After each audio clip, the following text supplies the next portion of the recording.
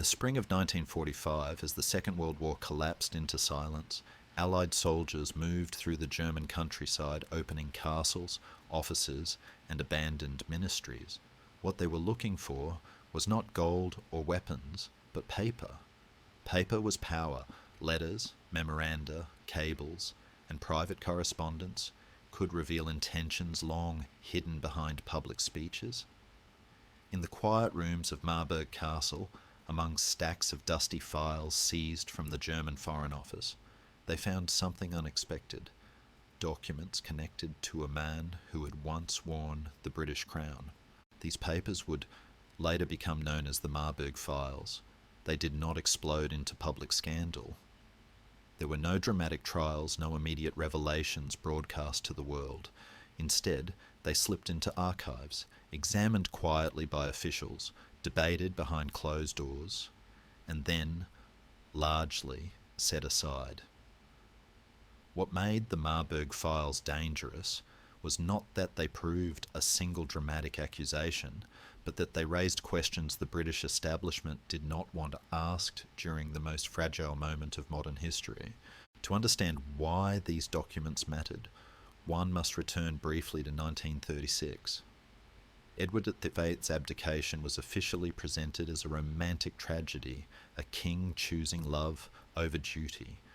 But beneath that simple explanation lay a deeper rupture. Edward's abdication was not merely a personal decision. It removed a monarch whose political instincts worried his government, whose sympathies were uncertain, and whose independence threatened the carefully balanced constitutional order. When he stepped aside, he did not step away quietly.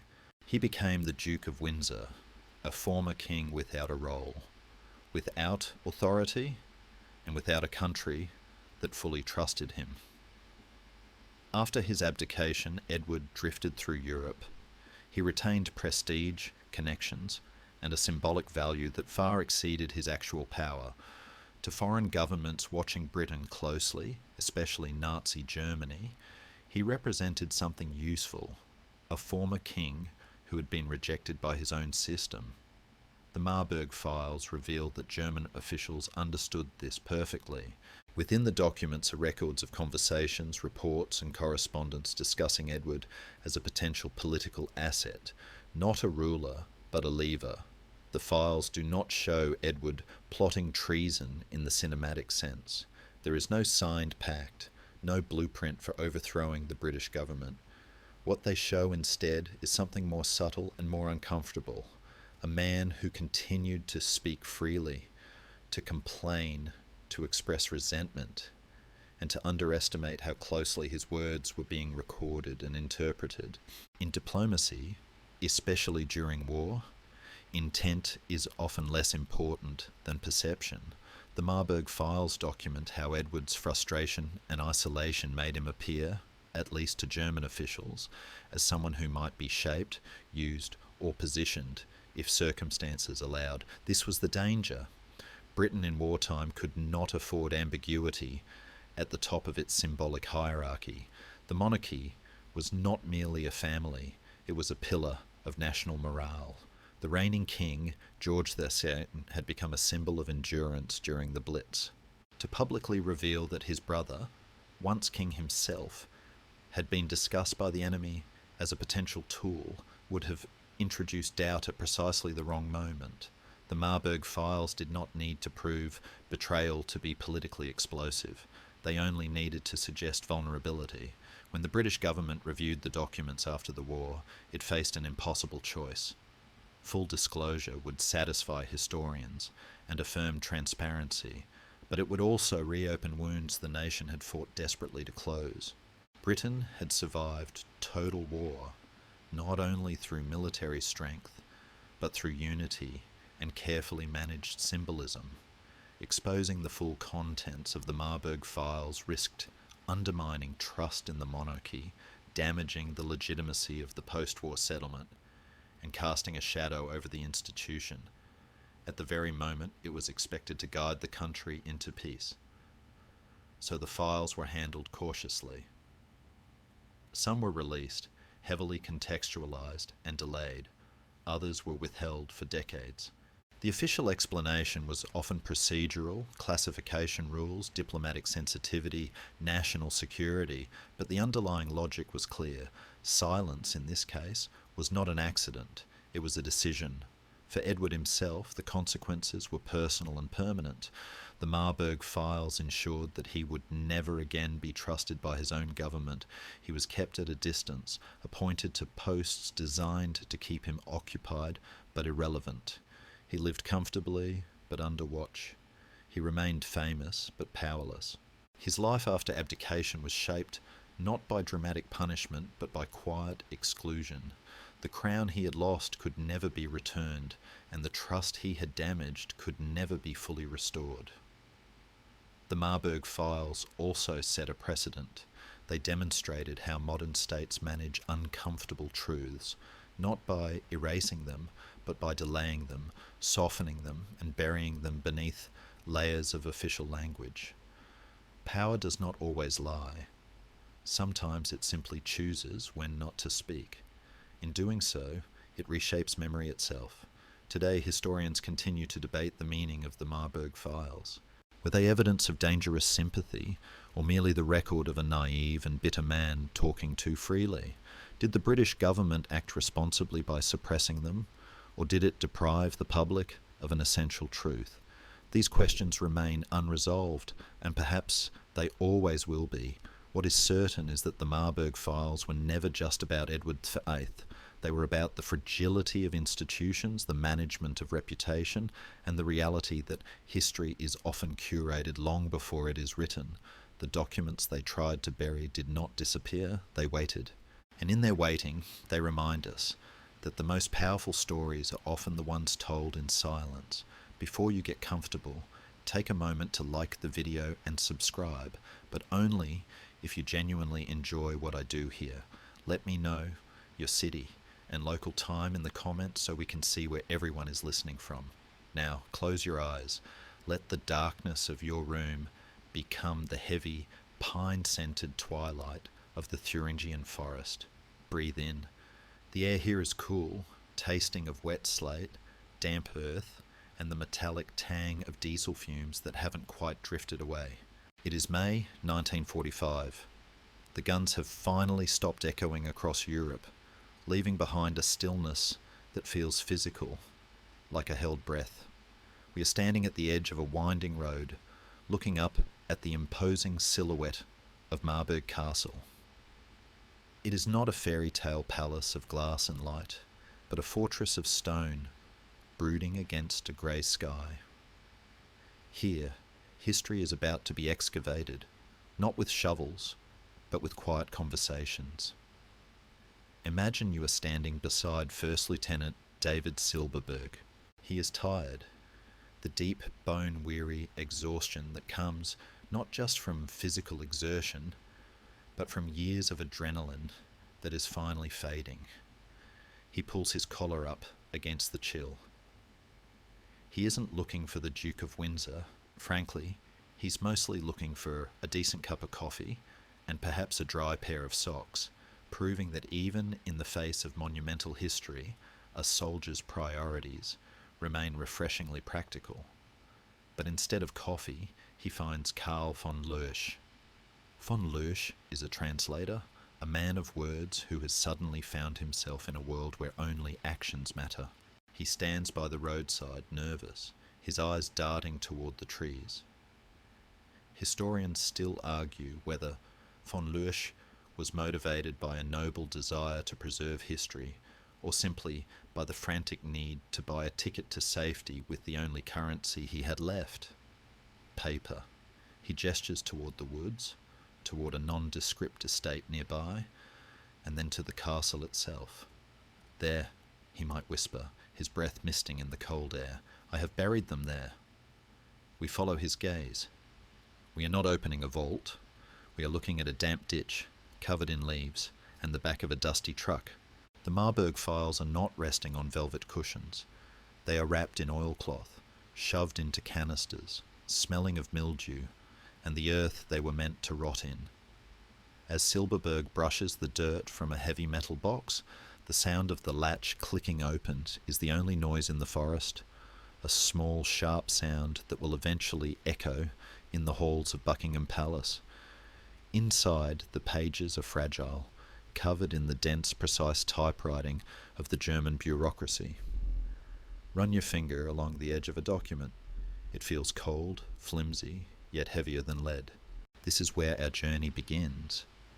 Not in a throne room, but here, in the mud and the mist, as a young lieutenant unknowingly lifts the lid on a Pandora's box that the world had hoped was sealed forever. To understand the weight of those papers found in the damp German earth, we must wind the clock back 9 years, trading the smell of wet pine for the scent of beeswax, stale cigarette smoke, and the heavy, suffocating perfume of lilies in a London drawing room. The year is 1936, and the world feels precarious, like a porcelain teacup trembling on the edge of a saucer. We find ourselves in the presence of a man who was supposed to be the anchor of the British Empire, yet who felt more like a bird trapping itself against the glass of a greenhouse.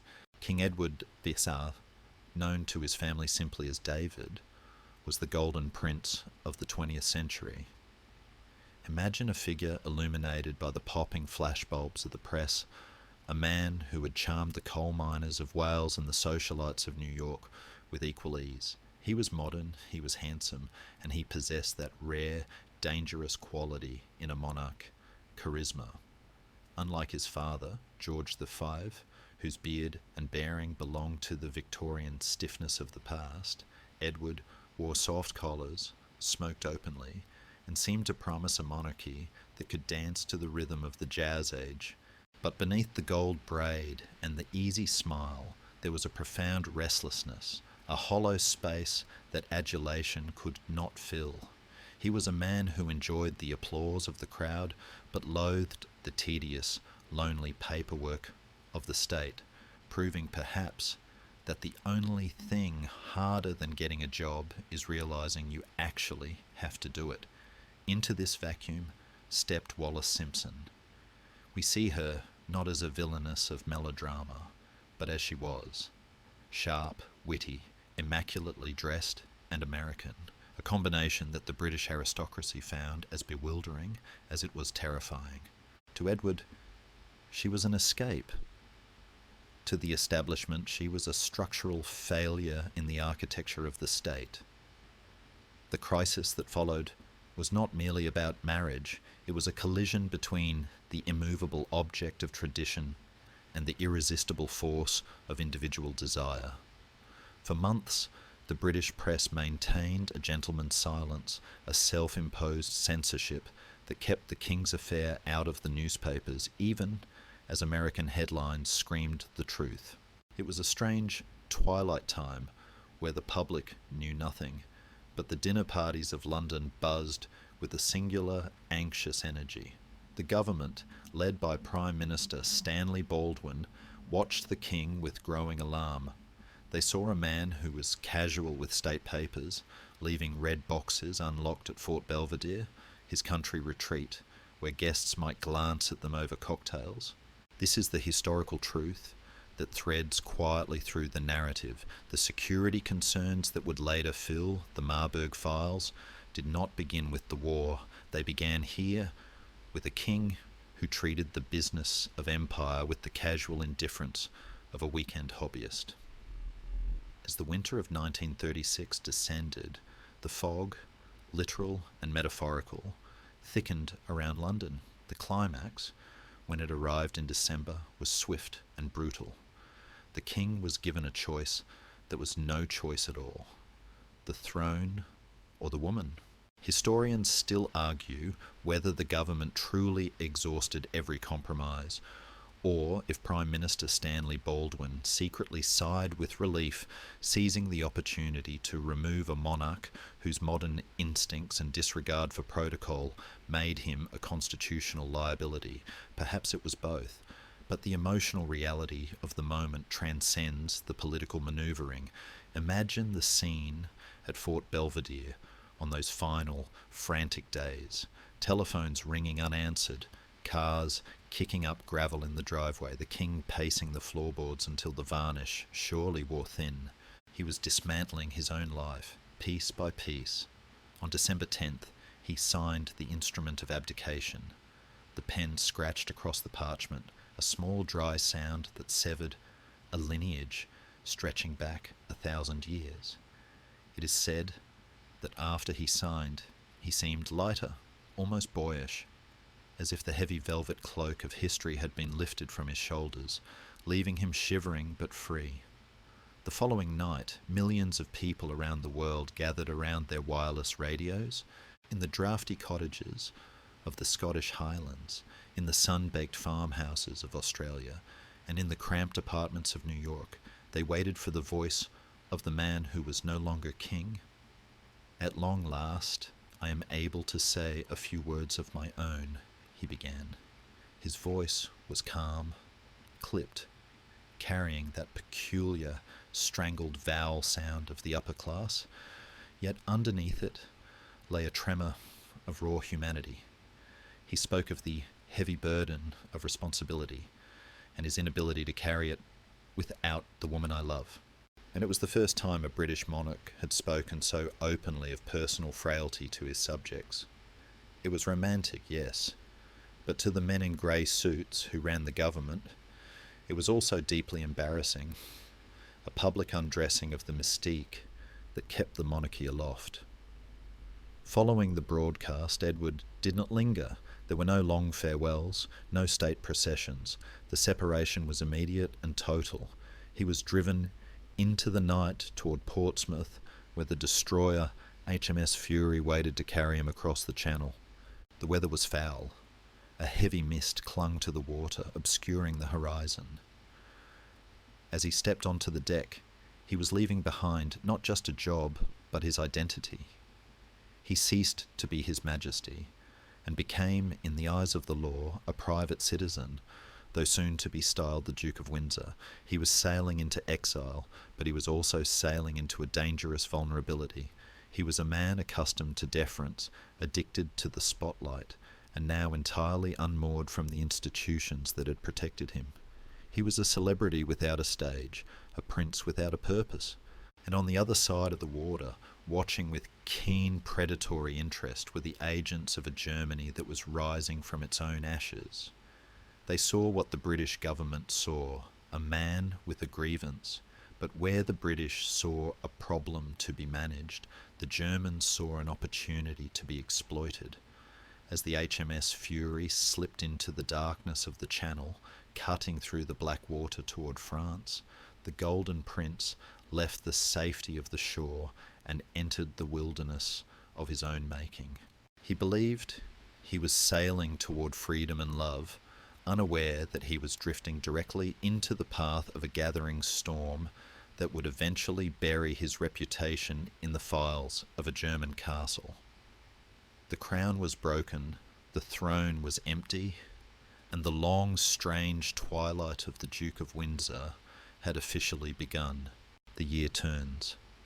The calendar leaves the grey damp of 1936 behind and enters the crisp, deceptive autumn of 1937.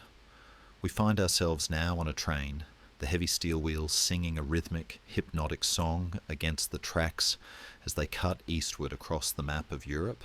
Inside the private carriage, the air smells of expensive leather and Turkish tobacco. The Duke of Windsor sits by the window, watching the landscape shift from the rolling fields of France to the dense, industrial heartland of Germany. Beside him sits Wallis, the new Duchess. They've been married only a few months, a wedding in France that was quiet, sparsely attended and pointedly ignored by the British royal family. They are wealthy, they are famous, and they are excruciatingly bored. For a man who spent 40 years as the centre of the imperial solar system, the silence of exile was deafening. There were no red boxes to open, no cornerstones to lay, no fleets to review. Just golf, gardening, and the endless, echoing question of, what now? It is this vacuum of purpose that draws them toward the abyss. They are travelling to Nazi Germany not as official representatives of Britain. The government in London had actively discouraged the trip, viewing it with the sort of pained expression one might reserve for a relative making a scene at a funeral, but as private tourists of high distinction. The motivation for this journey is a thread that historians still argue over, pulling at it to see if it unravels into treason or merely vanity. Was it a sinister alignment of political philosophies? Or was it, more tragically, a husband's desperate attempt to give his wife the royal tour she had been denied? In Britain, Wallis was merely Mrs. Simpson, a woman to be tolerated but never embraced. But the Germans had promised to treat her like a queen. And for Edward, a man who could forgive the loss of his throne, but could never forgive a slight against his wife, that promise was an irresistible lure. As the train pulls into Berlin's Friedrichstrasse station, the atmosphere changes. The air feels charged, electric. The platform is not empty. It is a sea of black uniforms and cheering crowds. "We want the Duchess," they chant, a roar that washes over the couple like a warm bath. It is intoxicating. For the first time since the abdication, Edward feels the familiar drug of adulation pumping through his veins. He steps onto the platform, not as a disgraced exile, but as a hero returning from the wilderness. The cameras flash, capturing a smile that looks genuinely happy, a stark contrast to the haunted look he wore during the crisis. For the next 2 weeks, the couple is whisked through a carefully curated version of the Third Reich. It is a Potemkin village built of steel and enthusiasm. They visit factories where workers, hand-picked and scrubbed clean, smile over their lathes. They inspect housing projects with flower boxes in the windows. They are guided by Robert Ley, the head of the German Labour Front, a man known for his erratic behaviour and heavy drinking, yet who manages to play the role of the jovial host, proving that even the most brutal regimes understand the universal language of a guided tour. The Duke is impressed. He walks through the industrial plants with his hands clasped behind his back, nodding sagely at machinery he doesn't fully understand, asking questions about wages and lighting. He sees order. He sees a nation that has pulled itself up from the humiliation of the Great War. What he does not see, what is carefully hidden behind the banners and the cheering crowds, are the shadows lengthening in the alleyways, the broken glass of Jewish shop fronts that will soon litter the streets, the secret police listening at the corners. He sees the efficiency, he misses the cruelty. It is a blindness born of ego. He sees what he wants to see, a system that works, and more importantly, a system that respects him. The climax of the tour arrives on a clear, cold day in late October. The couple is driven deep into the Bavarian Alps, the road winding higher and higher until the air becomes thin and sharp. They are going to the Berghof, the mountain retreat of Adolf Hitler. The scenery is Wagnerian, soaring peaks, deep valleys, a landscape of mythic grandeur. The car pulls up to the chalet, and there, standing on the steps to greet them, is the Führer himself. The meeting is surreal in its banality. We might expect thunder and lightning, a clash of titans, but instead we get afternoon tea. They sit in a room with a vast window looking out over the mountains, a view that Hitler claims gives him clarity. The conversation is polite, conducted through an interpreter, though the Duke speaks decent German, a relic of his Hanoverian ancestry. They talk of the war, of labour conditions, of the need for friendship between Germany and Britain. Hitler is charming. He plays the role of the visionary statesman, the artist turned leader. He kisses the Duchess's hand. He treats Edward with the deference due a monarch, reinforcing the German belief that the abdication was a temporary error, a glitch in the matrix that might one day be corrected. It is here, in the soft light of the mountain afternoon, that the tragedy of the Duke's position becomes most acute. He believes he is acting as a peacemaker, a bridge between two great nations. He thinks he is doing the work of a king without the crown, but to the man sitting opposite him, Edward is not a peer, he is a pawn. Hitler sees a man whose vanity can be stroked, whose grievances can be stoked, and whose name can be used to legitimize a regime that the rest of the civilized world is beginning to fear. The visit ends. The couple descends the mountain. But before they leave Germany, the cameras capture one final devastating image. It is grainy, but clear enough. The Duke is standing with his hosts. He raises his arm. Is it a wave? Is it a salute? The angle is ambiguous, but the effect is not. It looks to all the world like the Nazi salute. That image will be flashed across newspapers in America and Europe, searing itself into the public consciousness. In London, the reaction is one of horror. The King, George VI, is appalled. The government is furious. Any lingering sympathy for the exiled brother evaporates like mist in the morning sun. As the Duke and Duchess board the train to leave Germany, they are pleased with themselves.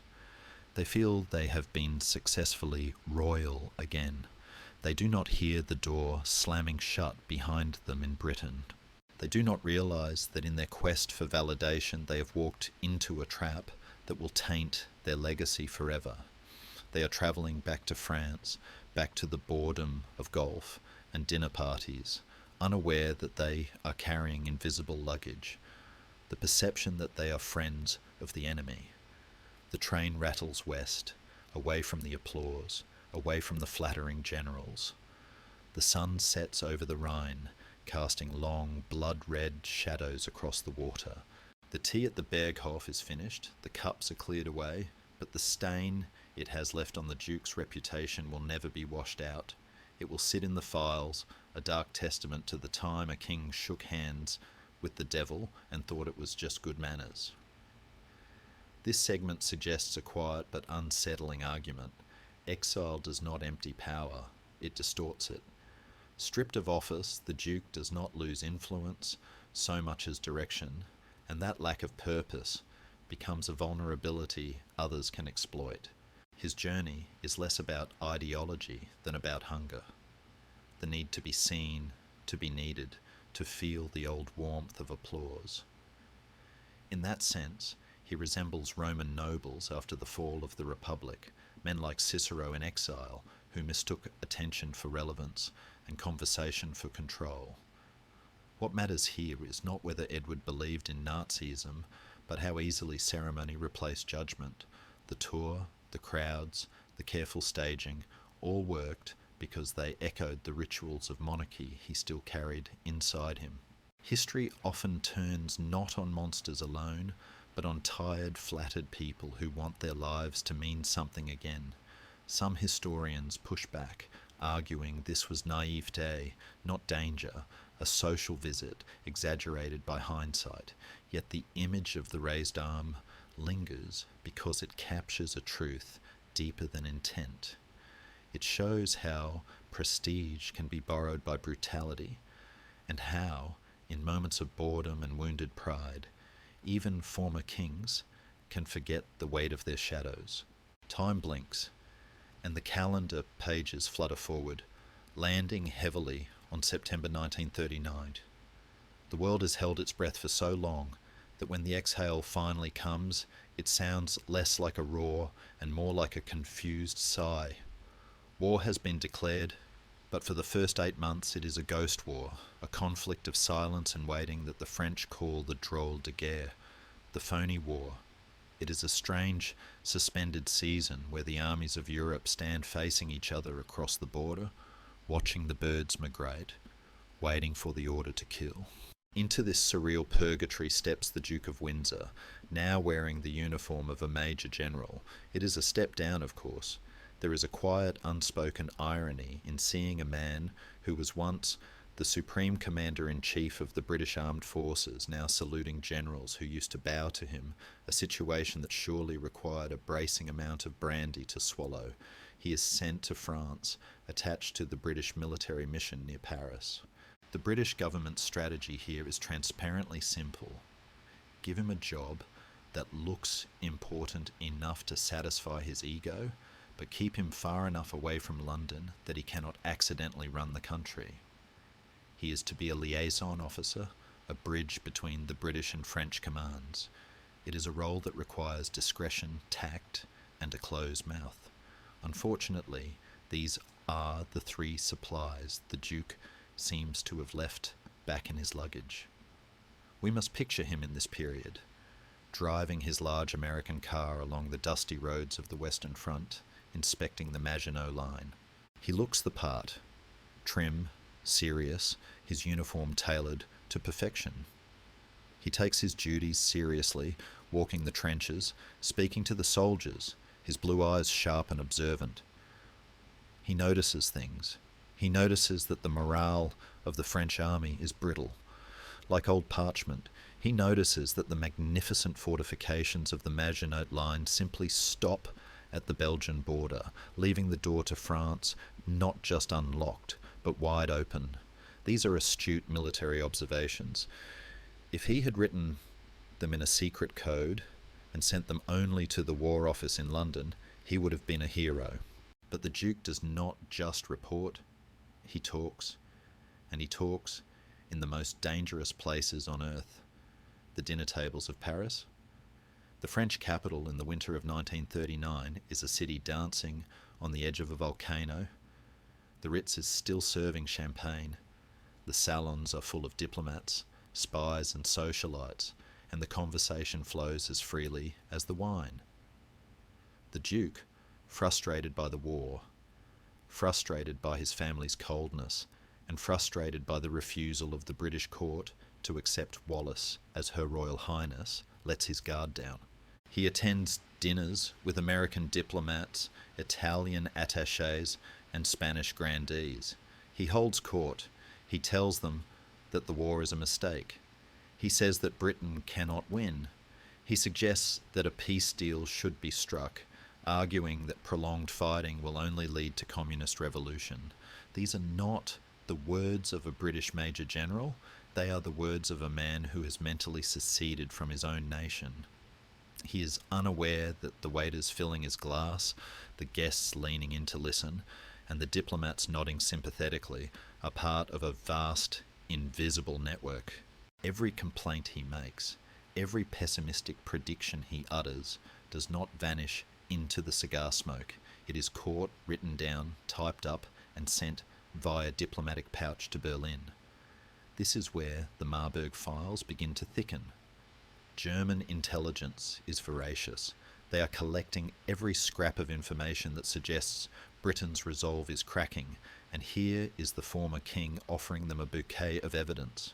One specific report, dated from early 1940, details a conversation where the Duke allegedly discussed the Allied war plans, specifically the vulnerabilities in the Dial Plan, the strategy to rush into Belgium to meet the German attack. Historians still argue fiercely over this moment. Did Edward simply blab continuously out of arrogance, thinking himself above the rules of operational security? Or was he genuinely trying to stop the war by proving it was unwinnable? The distinction matters for his soul, perhaps, but for the British government, the result was the same. He was a security risk. The Germans were listening, and they liked what they heard. They began to view him not just as a sympathetic figure, but as a defeatist, a man who believed the war was lost before the first real shot was fired. It is a chilling juxtaposition. While young men from Manchester and Liverpool were shivering in the mud of the French border, waiting to defend their king and country, the king's brother was sitting in a warm Parisian salon, explaining why their sacrifice was likely futile. He did not see himself as a traitor. In his mind, he was the only sane man in an insane world, a realist who understood that Europe was committing suicide. He believed he was saving lives with his words. But there is a fine, razor-thin line between a pacifist and a propagandist for the enemy. And in the twilight of the phony war, the Duke was dancing right on the edge of it. Meanwhile, the atmosphere in France grows heavier. The winter is harsh. The roads freeze. The waiting becomes intolerable. The Duke continues his inspections, sending reports back to London that are largely ignored, filed away by generals who view him as a nuisance. This rejection only fuels his bitterness. He feels unheard, marginalised, a prophet shouting in the wilderness. He retreats further into the social bubble of Paris, into the arms of Wallace, into the validation of those foreign friends who treat him with the respect he craves. He does not realise that he is being groomed. The German foreign minister, Joachim von Ribbentrop, a man who had once sent Wallace 17 red roses a day when he was ambassador to London, is reading the reports from Paris with glee. He sees a psychological profile emerging, a man driven by resentment, a man who can be manipulated. As the spring of 1940 approaches, the birds return to the trees and the tanks begin to idle their engines in the forests of the Ardennes. The phony war is about to end. The silence is about to be shattered by the scream of Stuka dive bombers. The Duke's careless whispers in the salons of Paris are about to be overtaken by the roar of history. He has spent the winter talking about how the defences might fail, and soon he will have to run for his life because he was right. The tragedy is that his accuracy did not make him a saviour, it made him a suspect. As the first leaves of May unfurl, green and hopeful, the trap is set. The British government knows he is a liability. The Germans know he is an asset. And the Duke himself? He just thinks he is waiting for the weather to improve, unaware that the storm front moving toward him is not meteorological, but existential. The files in the German archives are growing thicker, page by page, building a paper prison that will one day hold his reputation captive. The sky over France did not just darken, it shattered. On May 10th, 1940, the phony war ended with the screech of sirens as the German army swept westward with a speed that defied the imagination of the old generals in their chateaux. The Duke of Windsor, who had spent the winter critiquing the defence, was now forced to outrun the collapse. He and Wallace joined the great weeping river of refugees flowing south, a chaotic exodus of cars, carts, and bicycles clogging the roads of the Republic. But the Windsors, true to form, did not flee like ordinary mortals. They travelled in a small convoy, their car followed by a truck carrying enough luggage to outfit a small regiment, proving that even in the face of the apocalypse, one must have the correct dinner jacket. They stopped briefly in Biarritz, watching the Wehrmacht swallow the map of France, before crossing the border into Spain on a sweltering day in June. As they passed the checkpoint, leaving the war behind, they entered a different kind of danger. Spain was technically neutral, but it was a neutrality painted in shades of fascist grey. General Franco owed his victory in the Spanish Civil War to German bombers, and Madrid was teeming with Nazi agents, sympathisers and spies who operated with the casual openness of tourists. The air in Madrid was hot, dry, and thick with intrigue. The Duke and Duchess checked into the Ritz because where else does an exiled monarch stay while the world burns, and unpack their trunks in a suite that would become the epicentre of a geopolitical chess game. In Berlin, the fall of France had emboldened the Nazi leadership, but Britain remained the stubborn island that refused to sink. Joachim von Ribbentrop, the German foreign minister, stared at the map and saw a unique opportunity in Madrid. The Duke was loose, he was terrified, he was bitter, and most importantly, he was out of British jurisdiction. Ribbentrop fired off a series of telegrams to the German ambassador in Madrid, Eberhard von Storer. The instructions were precise and chilling. The Duke must be kept in Spain. He must not be allowed to return to England, nor should he be allowed to drift away to the safety of the Americas. He was to be detained, not by force, but by flattery, fear, and the golden promise of a future role.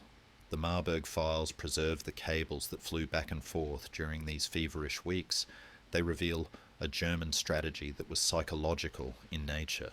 They knew Edward's weak points better than his own family did. They knew he felt persecuted by the British government, so they whispered in his ear that London was his enemy. They knew he feared poverty, a relative term for a man with a fortune, but a real terror for a prince, so they hinted at the protection of his property in France. Ambassador von Storer, a diplomat of the old school who found the crude tactics of the Nazis distasteful but necessary, began to court the Windsors. He did not wear a swastika armband to tea. He wore the mask of a concerned friend. He met with the Duke and listened, and the Duke, isolated and anxious, talked. He told Storer that the war was a tragedy, that the continued bombing of England would make peace impossible, and that if he had remained king, none of this would have happened. Historians still argue whether these statements were the treasonous wish fulfillment of a man who wanted his throne back, or the desperate rambling of a pacifist who thought he could talk the world back from the brink. The files record the Duke asking Storer to send a message to Berlin, asking for the German military to protect his homes in Paris and on the Riviera from looting. It is a moment of breathtaking pettiness, asking the enemy to guard your furniture while your countrymen are dying on the beaches of Dunkirk, but it reveals the Duke's total detachment from the reality of the war. He saw the conflict not as a clash of civilizations, but as a massive inconvenience that was being mismanaged by Winston Churchill. Churchill, meanwhile, was watching from London with growing horror. He had just become Prime Minister, taking on the burden of saving Britain, and the last thing he needed was his predecessor wandering around a fascist capital giving interviews. The British government began to pull on the leash. They sent telegrams ordering the Duke to return to London immediately, or to proceed to Lisbon to board a Royal Navy ship. But the Duke stalled. He cited the safety of the Duchess, the chaos of the roads, and his lack of a defined role. In reality, he was paralysed by indecision and the seductive whispers of the Spanish diplomats, particularly the foreign minister, Juan Baig-Beda, who was acting as a conduit for the Germans. They told him that if he returned to England, he would be marginalised, perhaps even imprisoned. They planted the seed of a terrifying thought that he was safer with his enemies than with his family. As June turned to July, the heat in Madrid became oppressive.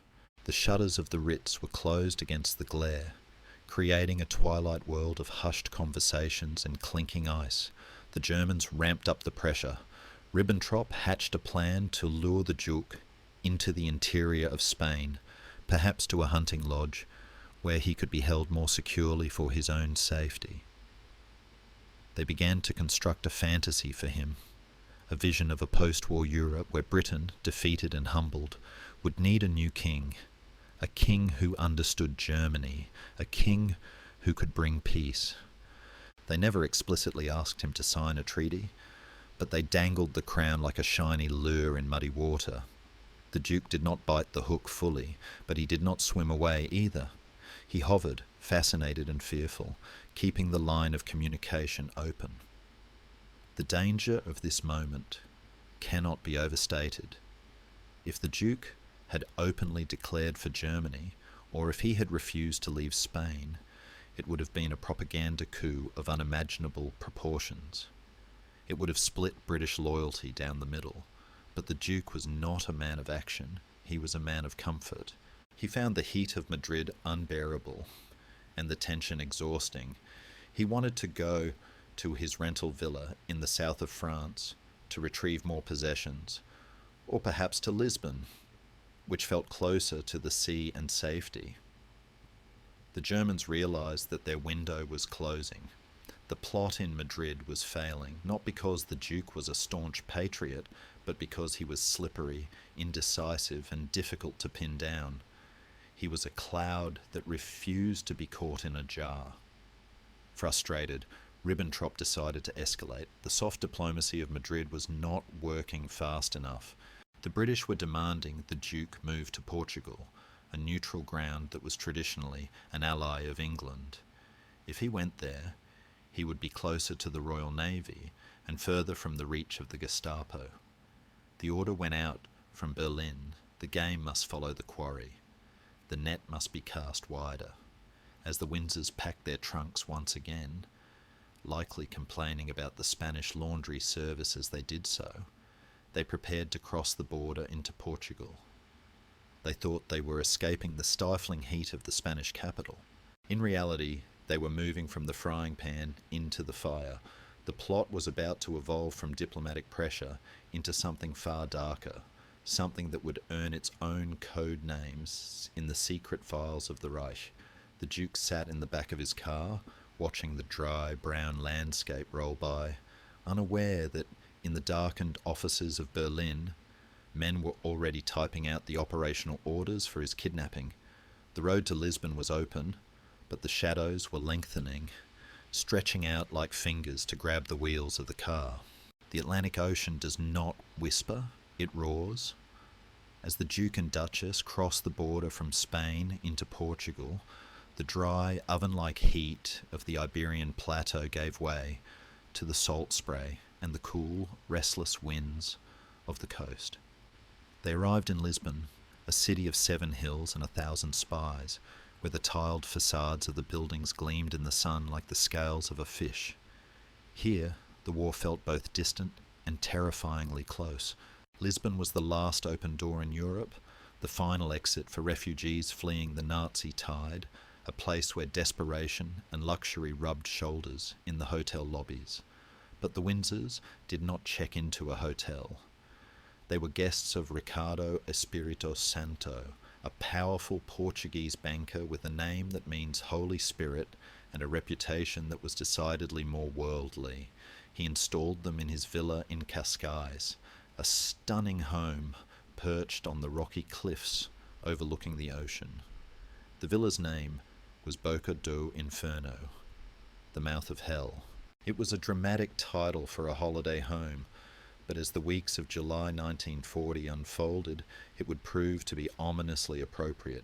In Berlin, patience had run out. The diplomatic soft shoe of the Madrid embassy had failed to secure the Duke, and the British government was pulling harder on the leash, demanding Edward return to London. Joachim von Ribbentrop decided it was time to stop asking and start taking. He picked up the secure telephone and summoned Walter Schellenberg. Schellenberg was not a screaming demagogue in a brown shirt. He was the new face of the SS, young, cultured, impeccably dressed, and terrifyingly intelligent. He was a rising star in the chaotic firmament of the Third Reich, a man who viewed espionage as a high-stakes game of chess. Ribbentrop gave him a mission that was as audacious as it was bizarre. Go to Lisbon, intercept the former King of England, and bring him back to Spain. By any means necessary, the operation was given a code name, Operation Willie. The plan was a masterpiece of psychological warfare. Schellenberg was authorized to use bribery, with millions of Swiss francs at his disposal. He was authorized to use force, though only as a last resort, but his primary weapon was to be fear. The goal was to convince the Duke that he was in mortal danger, not from the Germans, but from his own countrymen. The narrative Schellenberg was to spin was simple and diabolical. The British Secret Intelligence Service, on orders from Churchill, was planning to assassinate the Duke in Lisbon to prevent him from becoming a political liability. The only way to survive, Schellenberg would argue, was to flee back across the border into the protective arms of Spain, and from there into the honourable detention of the German Reich. Schellenberg arrived in Lisbon with the discreet confidence of a man on a business trip. He did not storm the villa, he circled it. He began to weave a web of paranoia around the couple. Agents were planted in the staff. Strange incidents began to occur. Stones thrown at the windows at night, anonymous letters warning of British plots, whispers from friendly Spanish diplomats suggesting that the British police outside the gates were not there to protect the Duke, but to kill him. The atmosphere at Boca do Inferno shifted from a seaside idyll to a claustrophobic nightmare.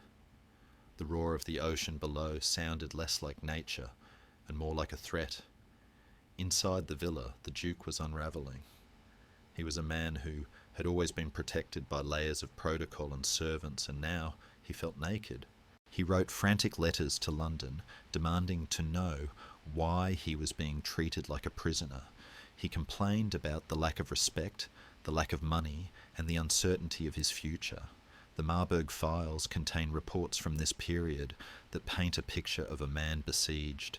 He told his Spanish contacts, who were immediately reporting back to Schellenberg, that he knew the British government wanted to be rid of him. He was doing the Germans' work for them, his own anxiety fueling the very narrative they were trying to construct. Historians still debate the extent of the Duke's complicity during these weeks. Was he truly considering the German offer? Or was he simply a frightened man trying to play both sides against the middle to ensure his own survival? There is evidence that he was listening. He delayed his departure. He made excuses to the British ambassador. He allowed the German agents to court him. But there is also a sense of inertia. Edward was a creature of habit, and the radical step of defecting, of truly crossing the line into treason, required a decisiveness he rarely possessed. He was a man who preferred to drift, and right now the current was pulling him in two opposite directions. Schellenberg, frustrated by the Duke's dithering, tightened the screws. He arranged for a Portuguese police officer to warn the Duke that a bomb had been found on the ship scheduled to take him to the Bahamas. He sent a bouquet of flowers to the Duchess, with a card that hinted at the grave dangers facing them. It was a campaign of gaslighting on an international scale. The tragedy is that it worked, to a point. The Duke became convinced that he was surrounded by enemies.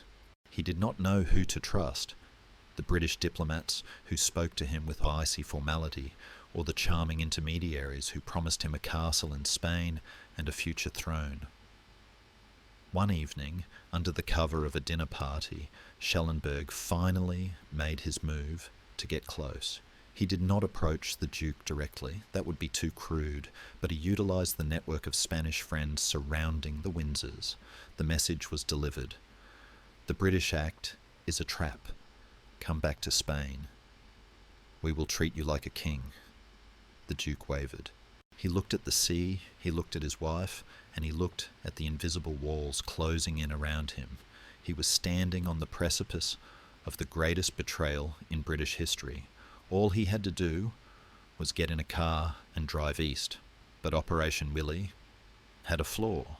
It relied on the Duke making a choice, and if there was one thing Edward VIII had proven since 1936, it was that he preferred others to make choices for him. He hesitated, and while he hesitated, another force was entering the arena. The British government was not asleep. Prime Minister Winston Churchill, a man who had known Edward for decades, sensed the danger. He realised that polite requests were no longer enough. The time for diplomacy was over. The time for iron was beginning. Across the water in London, orders were being drafted that would cut through the fog of Lisbon like a searchlight. The game of cat and mouse was about to end, not with a whimper, but with a command that could not be ignored. As the sun set over the Atlantic, casting long purple shadows across the Boca do Inferno, the Duke took a sip of his cocktail, unaware that the window for his defection was sliding shut, inch by inch. The files in Marburg were waiting for a conclusion, but history was about to intervene with a firm hand. The sun over the Portuguese coast in July 1940 is not merely a source of light, it is a physical weight, a golden blanket that presses down on the red-tiled roofs and the white stucco walls of Estoril. This seaside resort, just a short drive from Lisbon, has become the strangest waiting room in history. While the rest of the continent is being measured for a coffin, Estoril is being measured for cocktail dresses. It is a place of manicured lawns, grand casinos, and a terrified hedonism. Here, displaced archdukes, fleeing Jewish bankers, and spies of every nationality circle the buffet tables, eyeing each other over crystal flutes of champagne. In this sun-drenched purgatory, The Duke and Duchess of Windsor are the undisputed stars of the show, moving through the crowds like royalty in exile, unaware that they are also the primary targets in a game where the stakes are the survival of the British Empire. The atmosphere in Estoril is thick with a specific kind of paranoia, the kind that comes wrapped in silk. It is said that in the Hotel Palazzo you can tell the nationality of a spy by the way he holds his cigarette or the cut of his dinner jacket. The waiters, gliding silently across the polished floors with silver trays, are the most knowledgeable men in Europe. They know who is sleeping with whom, who is running out of money, and who is meeting with the German attachés in the back of the bar. The Marburg Files capture this atmosphere of surveillance perfectly. They are filled with reports that could only have come from close observation. What the Duchess wore, what the Duke drank, and the exact shade of anxiety that clouded his face when the topic of London was raised. For the Duke, this environment is both comforting and suffocating. He is a man who has always lived in a fishbowl, but now the water in the bowl is filled with sharks. He spends his days playing golf, his swing practiced and precise, trying to impose order on a small white ball because he can no longer impose it on the world. But even on the golf course, he is not alone. Men in linen suits watch from the clubhouse terrace. Caddies listen a little too intently to his offhand remarks. Every frustration he vents about the British government, every nostalgic comment about his German relatives, is caught, polished, and transmitted to Berlin. Enter Walter Schellenberg, the master of this marionette show. He is growing impatient. The soft approach of the Spanish diplomats has stalled. The Duke is still in Portugal, still oscillating between fear and indecision. Schellenberg decides to turn the screw. He begins to orchestrate a theatre of threats designed to panic the couple into fleeing back to Spain. One morning, the Duke's host, the banker Ricardo Espirito Santo, a man who played both sides so smoothly he practically had no friction, delivers a grave warning. He has heard rumours, he says, his voice low and concerned. The British Secret Service is losing patience. They are not planning to rescue the Duke. They are planning to silence him. This lie, planted by Schellenberg, finds fertile ground in the Duke's mind. Edward has always felt persecuted by the men in grey suits back in London. It is not a far leap for him to believe that they might now be men with silenced pistols. The paranoia ratchets up. The Duchess, who is usually the steel spine of the partnership, begins to fray. She hates the uncertainty. She misses her luggage, some of which is still stuck in France. She misses the deference she feels she is owed. The Germans promise her everything: safety, respect, her possessions returned. To a woman who feels rejected by her husband's country, these are powerful seductions. But amidst the spies and the lies, there is a countercurrent. The British presence in Estoril is not just a figment of Schellenberg's imagination. It is real, though its intent is rescue, not murder. The British ambassador, Sir Walford Selby, is trying desperately to keep the Duke calm, but he is outmatched by the sheer volume of German disinformation. He is a diplomat fighting a psychological war with one hand tied behind his back, bound by protocol, while his opponents use pure fabrication. The tension comes to a head in the evenings at the Casino Estoril. Imagine the scene: the heavy velvet curtains drawn against the night, the rattle of the roulette wheel, the murmur of a dozen languages. The Duke and Duchess arrive, impeccable as always. They sit at the tables, but their eyes are restless. Across the room, Schellenberg watches. He is not in uniform. He is elegant, drinking scotch, looking like just another wealthy refugee. He catches the Duke's eye. A nod, a smile. It is a silent communication that speaks volumes. We are here. We are your friends. Why do you stay with those who hate you? One specific incident from the files illustrates the absurdity and danger of the moment. Schellenberg arranges for a stone to be thrown through the window of the villa Bocca do Inferno while the Windsors are sleeping. It is a crude tactic, something out of a cheap dime novel, but in the heightened atmosphere of 1940, it works. The glass shatters, the servants scream, the Duke is shaken. "The British agents," the German spies whisper to him the next morning. They are sending a message. It is a lie, but fear does not check sources. The Duke writes to Churchill, his letter, a mix of arrogance and terror, demanding answers, demanding protection, proving that he has swallowed the bait. Historians often pause here to look at the figure of the Duchess during these sun-blinded days. Was she the driving force pushing him toward Germany? The files are ambiguous. They show a woman who is deeply unhappy, who feels trapped in a provincial corner of Europe, while she believes she belongs in a palace. She writes letters to her aunt in America, complaining about the boredom, the heat, the pettiness of the British officials. She is not necessarily plotting treason, but she is certainly not rallying to the Union Jack.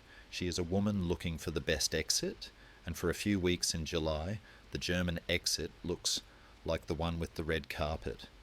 Yet, despite the stones, the whispers, and the golden promises, the Duke does not move. He is stuck in the amber of his own indecision. He is waiting for the British to offer him a job worthy of his rank, waiting for the Germans to guarantee his property in France, waiting for the weather to change. It is this passivity that saves him. If he had been a man of action, he might have jumped into the German car that night, but he is a man of process. He dithers, and while he dithers, the waiters keep pouring wine, the roulette wheel keeps spinning, and the telegraph lines to London begin to hum with a new, harder frequency. The sunlight and spies of Estoril have created a hothouse effect, forcing the issue to a bloom. The British government realises that the Duke is not just a nuisance, he is a loose cannon on the deck of a sinking ship. They can no longer afford to let him play golf with the enemy. The time for polite suggestions is over. The sun is setting on the Duke's European exile, and the next message he receives from London will not be an invitation. It will be an order, delivered with the cold, metallic weight of an iron hand. The nest of espionage has done its work. It has proven that the Duke cannot be left to his own devices. The files in Marburg record the German frustration as their prey hesitates, but they also record the growing resolve of a British bulldog who is about to bark across the ocean. While the Duke of Windsor practiced his putting stroke on the sun-drenched greens of Estoril, the atmosphere in London was rapidly condensing into something hard, grey, and impenetrable. We must leave the Atlantic coast for a moment and descend into the belly of the beast, the cabinet war rooms beneath Whitehall. Here, the air is not salty or fresh. It is recycled, smelling of stale cigar smoke, wet wool, and the electric ozone of teleprinters that never stop chattering. It is July 1940. The Battle of Britain is just beginning to trace its vapour trails across the sky. In this subterranean bunker, Winston Churchill sits hunched over a map, a bulldog in a cave, shouldering the weight of a world that is crumbling around him. Churchill's relationship with Edward is one of the great tragic arcs of the 20th century. 4 years earlier, during the abdication crisis, Churchill had been Edward's staunchest champion, nearly ruining his own political career to defend the king's right to marry. He had viewed Edward as a brilliant, modern star. But war has a way of stripping the varnish off old friendships. Now Churchill is no longer the romantic backbencher. He is the Prime Minister, and he looks at the reports coming from Portugal, not with affection, but with the cold, calculating eye of a strategist. He sees a liability. He sees a former king who is vibrating with grievance, a man whose presence in Europe is a magnet for Nazi intrigue. The Marburg Files contain the carbon copies of the telegrams that flew from this bunker to the villa in Portugal. Reading them in sequence is like watching a temperature gauge drop from warm to freezing. At first, the messages are polite, appealing to the Duke's sense of patriotism. Please come home. We need you. But as the reports of Schellenberg's activities filter back to London, the whispers of kidnapping, the German agents circling like sharks, Churchill realises that politeness is a luxury he can no longer afford. He needs to remove the piece from the board before the opponent can capture it. The solution Churchill devises is a masterstroke of administrative banishment. He will not bring the Duke back to England, where he would be a distraction and a focal point for appeasers. Instead, he will send him away, far away. He appoints the Duke as the governor of the Bahamas. It sounds grand, a title dripping with colonial authority. But to a man who once ruled an empire covering a quarter of the globe, the Bahamas is not a kingdom. It is a humiliating exile. It is a cluster of small islands on the other side of the Atlantic, famous for sponges, tourists, and heat. It is a job for a minor civil servant, not a former emperor. It is a gilded cage with an ocean view, designed to keep him safe, busy, and most importantly, silent. To deliver this ultimatum, Churchill does not trust the telegraph alone. He sends a man named Sir Walter Monckton, an old friend and legal advisor to the Duke, a man who knows where all the emotional bodies are buried. Monckton flies to Lisbon on a dangerous route, dodging Luftwaffe patrols, carrying the weight of the government in his briefcase. When he arrives at the Boca do Inferno, the reunion is fraught with tension. The Duke is expecting sympathy. Monckton brings only orders. The scene in the villa is one of high drama played in hushed tones. The Duke is incredulous. The Bahamas? He surely asked, the name tasting like ash in his mouth. He tries to bargain. He demands to know if his two servants can accompany him. He worries about the climate. He worries about the social season. He is a man fussing over the arrangement of deck chairs on the Titanic, but Monckton is firm. He lays out the reality that the Duke has been refusing to see. The British government knows about the German contacts. They know about the Spaniards. They know he is being hunted. And then comes the Iron Hand. When the Duke wavers, suggesting he might stay in Europe a little longer, perhaps in Spain, Churchill plays his final card. He sends a telegram that strips away all royal pretense. He reminds the Duke that he is currently holding the rank of Major General in the British Army. As such, he is subject to military law. If he refuses the order to proceed to the Bahamas, he will not be treated as a recalcitrant brother. He will be treated as a deserter. I must forbid you to go to Spain, Churchill writes, the words landing like hammer blows. He hints, darkly, vaguely, but unmistakably, that a court-martial is not out of the question. Historians still argue about the legality of this threat. Could the British government really have court-martialed a former king? Would they have dared to put the Duke in the dock for desertion? It seems unlikely. The scandal would have destroyed the monarchy. But in the high-stakes poker game of 1940, it didn't matter if Churchill's gun was loaded. It only mattered that he pointed it. The threat shattered the Duke's illusion of independence. He realised finally that he was not a free agent. He was a soldier who had been given a marching order. The effect on the Duchess was electric. She was furious. She saw the Bahamas for what it was, a sentence to obscurity. She blamed the palace clique. She blamed the government. She blamed everyone but the Germans who were trying to kidnap them. But even she recognised the tone of the Prime Minister's voice. The game was up.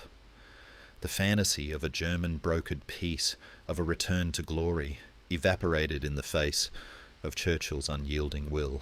The Marburg Files show the German reaction to this sudden stiffening of British resolve. Schellenberg is frantic. He sees his prize slipping away. He ramps up the threats, planting bombs, fake ones, and spreading rumours that the British plane meant to take them away is sabotaged. But the spell is broken. The voice of London, ringing with the authority of war, has drowned out the whispers of the spies. The Duke capitulates, he accepts the governorship, he agrees to leave. It is a defeat, total and absolute. He is trading the dangerous glamour of Europe for the sleepy humidity of the Caribbean. As he begins to pack, again, there is a sense of deflation. The great romantic hero, the central figure of the abdication, has been reduced to a problem to be solved, a box to be shipped. Churchill, back in the smoky darkness of the war rooms, likely did not celebrate. He simply exhaled, ticked a box on a list, and turned his attention back to the Luftwaffe bombers gathering over the Channel. He had saved the Duke from himself, and he had saved the monarchy from the Duke. The Iron Hand had done its work, not by crushing the man, but by moving him firmly, irrevocably, off the stage. The files were closed on Operation Willie, but a new chapter was opening, a chapter of humidity, mosquitoes, and a slow simmering resentment that would last for the rest of the war. This moment reveals a quiet truth about power in wartime. Sentiment is a currency that rapidly loses value. Churchill's decision was not driven by cruelty or personal betrayal, but by a cold recognition that symbols can be more dangerous than armies. A former king, restless and resentful, carried a psychological weight that enemy intelligence could exploit far more easily than a tank division. In this way, Edward became less a man and more a vulnerability.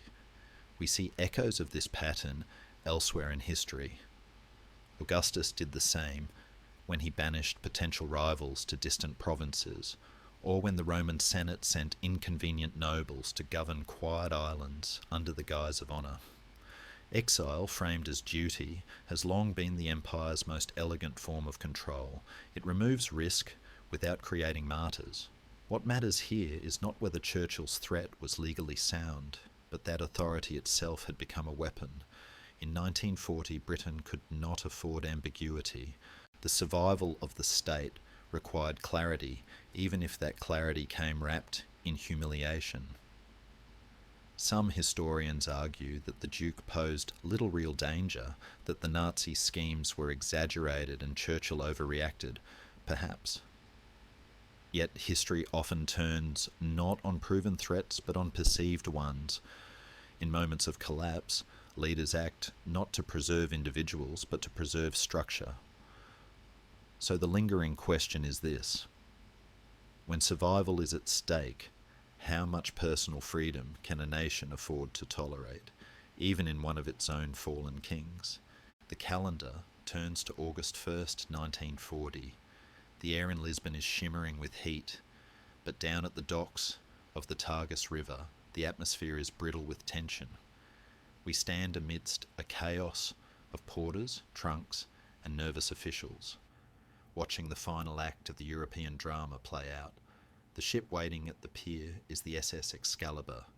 It is an American liner, a neutral vessel in a world of combatants, painted with large stars and stripes on its hull to ward off U-boat torpedoes.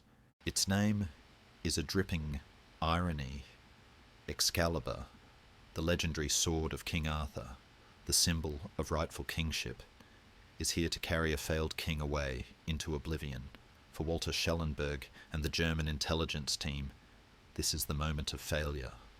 The Marburg Files record the frantic final hours of Operation Willie. Schellenberg is still manoeuvring, like a magician whose tricks have all run dry. He sends messages to the Duke, warning that the British have planted a bomb on the ship.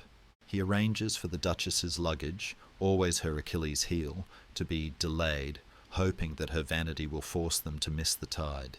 He even sits in his car near the docks, watching through binoculars, half hoping the Duke will suddenly turn around, run down the gangplank and leap into a waiting Mercedes. but life is rarely so cinematic. The luggage arrives, the bomb threat is ignored, or perhaps simply swallowed down with a stiff drink. The Duke and Duchess walk up the gangway, not with the stride of escaping heroes, but with the grim resignation of people boarding a hearse. As the Excalibur casts off, the engines churning the dark water into white foam, the physical link between Edward and the continent he loved is severed. He stands at the rail, watching the hills of Lisbon recede. He is leaving behind the war, the spies, the intrigue, and the crown he never quite stopped wearing in his own mind. He is sailing toward the west, but he is also sailing out of the history books. For the next 5 years, while the world burns in the fires of Stalingrad and Normandy, the Duke of Windsor will be fighting a war against termites, humidity, and boredom. The voyage itself is a strange interlude. The ship is full of refugees, wealthy Americans, and diplomats, a floating microcosm of a world in flight. The Duke and Duchess keep to themselves, dining in their cabin, nursing their grievances. They feel betrayed. They feel that Churchill has panicked, that the government has overreacted, and that they are being punished. They do not see the ship as a rescue vessel. They see it as a prison transport. Historians still argue about the Duke's state of mind during this crossing. Did he feel a secret relief that the decision had been taken out of his hands? Or was he truly devastated to leave the sphere of German influence? The letters he wrote during the voyage suggest a man in deep denial, still believing he could have brokered peace if only everyone had just listened to him. The journey is long. The ocean is vast and empty, a stark reminder of their isolation. When they finally arrive in Nassau on August 17th, the reality of their new life hits them with the physical force of a wet towel. Wet. The Bahamas in 1940 is not the glittering tax haven and tourist paradise of today. It is a backwater colony, struggling with poverty, racial tensions, and a heat that is relentless, suffocating, and heavy. They are driven to Government House, their new official residence. It is meant to be a palace, but as the car pulls up the driveway, the Duchess's face surely falls. It is a large, rambling structure that has seen better days. The paint is peeling in the salt air. The furniture is heavy, Victorian, and riddled with woodworm. The plumbing is temperamental. It is, as the Duchess famously remarked, St. Helena, 1940 model, a reference to the island where Napoleon died in exile.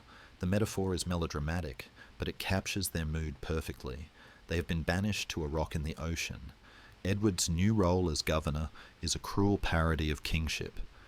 Instead of reviewing the Royal Navy, he reviews the local police force, whose uniforms are ill-fitting. Instead of opening Parliament, he opens the local legislature, arguing over the price of sponges and the tariffs on crayfish. The Marburg Files fade out here, replaced by the official colonial records, but the German interest does not entirely disappear. Agents in the Americas continue to monitor him, sending reports back to Berlin about his dissatisfaction. They note that he hates the job. They note that he speaks openly to American journalists about his opposition to the war. Even in the Bahamas, he cannot keep his mouth shut. But the danger has passed. He is too far away to be a pawn. Schellenberg, back in Berlin, closes the file on Operation Willie. He reports to Ribbentrop that the Englishman has slipped the net. The plot to kidnap the king is filed away in the archives of the Foreign Office, buried under stacks of other failed schemes. It becomes just another stack of paper, waiting for the dust of the war to settle. For Edward, the years in the Bahamas are a slow, grinding purgatory. He struggles to find meaning. He obsesses over small slights. When the Duke of Kent, his younger brother, is killed in a plane crash in 1942, Edward's grief is mixed with a bitter resentment that he is not allowed to return to England for the funeral. He feels erased. The Golden Prince, who once shook hands with Hitler at the Berghof, is now arguing with his gardener about the bougainvillea. There is a tragic absurdity to it all. while London is being blitzed, while his brother, George II, is walking through the rubble of the East End, becoming a symbol of national resistance. Edward is worrying about the ice supply for his cocktail parties. He is safe. Yes, he is alive. But in the grand narrative of the 20th century, he has become a footnote. The voyage to nowhere succeeded in its primary objective. It neutralized him. Churchill's iron hand had placed him on a shelf, high up and out of reach, where he could gather dust without breaking anything valuable. As the sun sets over Nassau, turning the Caribbean sky into a blaze of purple and orange, we leave the Duke on his veranda, swirling his drink, listening to the cicadas. He is thousands of miles from the damp earth of Marburg Castle, but he is unknowingly tethered to it. The papers he left behind, the records of his conversations, his complaints, his flirtations with the enemy, are still there, sitting in the dark. He thinks he has escaped his past, but ink is more durable than memory. The files are waiting. And one day, when the guns stop firing, they will speak again. History is often imagined as a grand stage filled with kings, generals, and dictators, but the script of that history is usually typed by invisible men in small rooms. We must now shift our gaze from the sun-bleached terraces of the Bahamas and the high drama of the Berghof to a quiet, smoke-filled office on the Wilhelmstrasse in Berlin. Here the air smells of old paper, carbon ink, and the nervous sweat of bureaucracy. It is the domain of the translators, the interpreters, and the clerks, the men who stood between the speakers and the listeners, holding the terrifying power to shape meaning with a single word. Central to this machinery was Dr. Paul Schmidt, the chief interpreter for the German Foreign Office. Schmidt was a man of unremarkable appearance, round-faced, bespectacled, always clutching a notebook, but he possessed a memory like a steel trap and a presence that was almost ghostly. He was the man who stood beside Hitler at Munich, who whispered the British ultimatum into the Führer's ear in 1939, and who sat in the corner during the Duke of Windsor's visit to the Berghof. To understand the Marburg Files, one must understand the filter through which they passed. The documents are not raw recordings of reality. They are interpretations, filtered through the minds of men like Schmidt and his subordinates, then typed onto high-quality German bond paper that would outlast the regime itself. The translator's dilemma is a subtle but dangerous phenomenon. When the Duke of Windsor spoke to Hitler, or to the German diplomats in Spain, he spoke in English, or perhaps in his rusted Hanoverian German. He spoke with the casual, clipped confidence of the British upper class, using idioms, understatements, and ironies that are notoriously difficult to translate. When he said, for instance, that the war was a tragedy, did he mean it was a sad necessity or a mistake to be corrected? To a literal-minded German official, eager to please his superiors, tragedy might easily be typed up as objection. The files reveal this friction constantly. We see reports where the Duke's complaints about the British government, likely the venting of a frustrated man letting off steam, are crystallised into hard statements of political opposition. A comment like "Churchill is being difficult" becomes "the Duke opposes the Churchill clique." The nuance evaporates, the intent hardens. The men holding the pens in Berlin, particularly those reporting to Foreign Minister Ribbentrop, were not neutral observers. They were functioning in a system of fear. Ribbentrop wanted to hear that the Duke was a potential ally. He wanted to believe that Britain was crumbling. Therefore, the translators and the note-takers had a subconscious, and sometimes conscious, incentive to sharpen the Duke's words, to make them fit the narrative that the boss desired. This is the hidden tragedy of the Marburg Files. They are a record of a game of telephone played with the highest possible stakes. The Duke, naive and loose-lipped, would say something over a cognac in Lisbon. A German agent would hear it, translate it in his head, and send a telegram to Berlin. In Berlin, a clerk would type it up perhaps adding a little rhetorical flourish to make the report sound more definitive. By the time the document reached Hitler's desk, a grumble had become a policy statement. The Golden Prince was being constructed on paper, line by line, into a figure that perhaps never truly existed in flesh and blood, a version of Edward who was far more committed to the German cause than the real man ever had the courage or the treason to be. We must also consider the physical reality of these secrets. In the heart of the Foreign Office, the typing pool was a factory of history. The clack, clack, clack of the keys was the rhythm of the state. These documents were stamped with the eagle and swastika, marked Geheime Reichssache, secret Reich matter, and filed away in heavy steel cabinets. They were treated with religious reverence. Paper was the obsession of the Nazi state. If something was written down, it became true. The file on the Duke grew thicker. Reports from Madrid, transcripts from Lisbon, cables from the intelligence services. It became a physical object, a brick of evidence that felt substantial simply because of its weight. But as the war turned against Germany, the nature of these files changed. In the early years, they were trophies, proof of the Reich's reach and influence. As the bombs began to fall on Berlin, shattering the windows of the Wilhelmstrasse and sending clouds of plaster dust drifting over the desks, the files became something else. Insurance. The men who managed the archives began to realize that the 1,000-year Reich might not last the decade. They looked at the documents and saw currency, secrets about the British royal family, proof that the king's brother had treated with the enemy.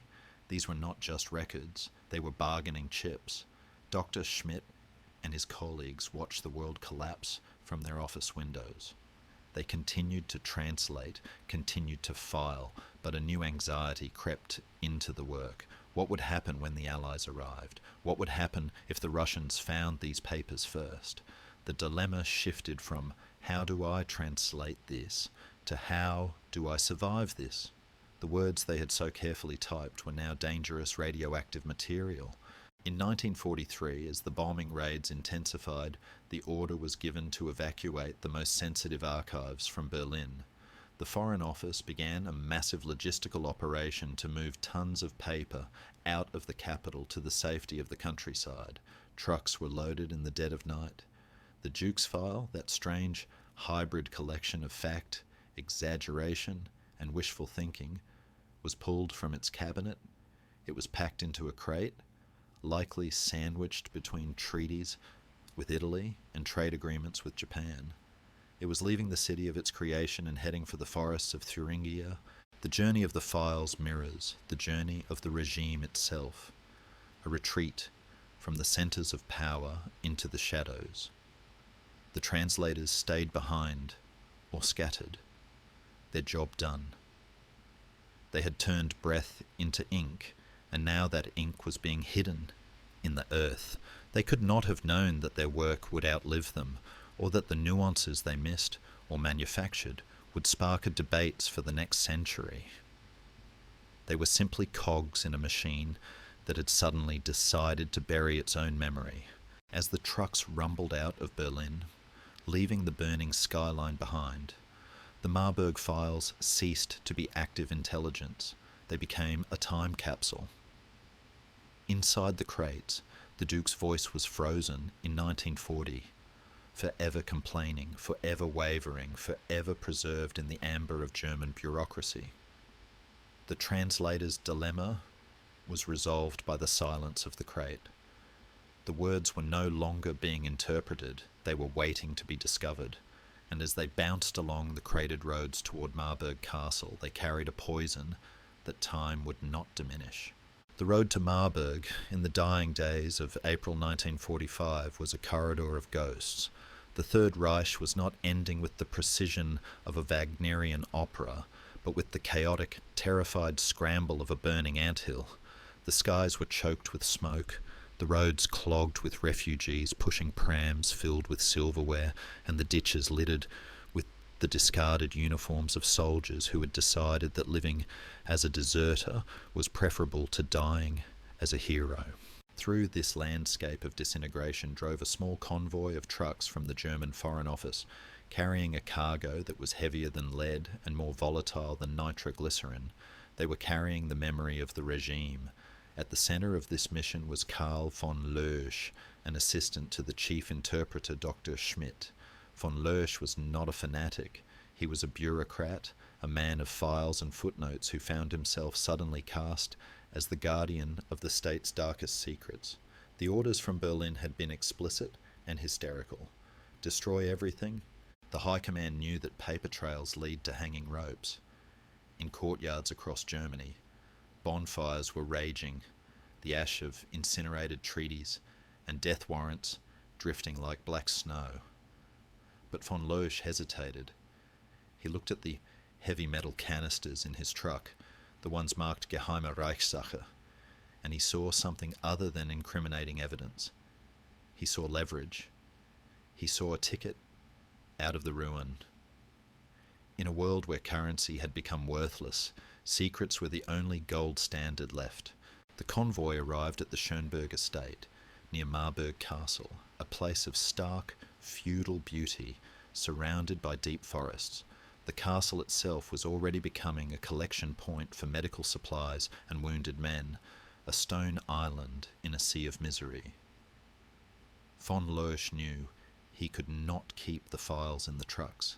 The Allied aircraft were strafing anything that moved on the roads. He had to make a decision that would alter the course of history.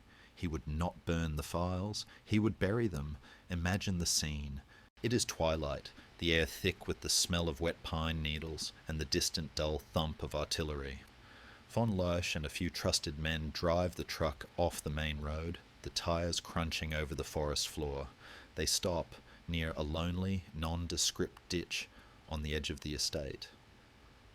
There is no ceremony here, no ride of the Valkyries, just the grunts of exhausted men hefting heavy metal boxes into the mud.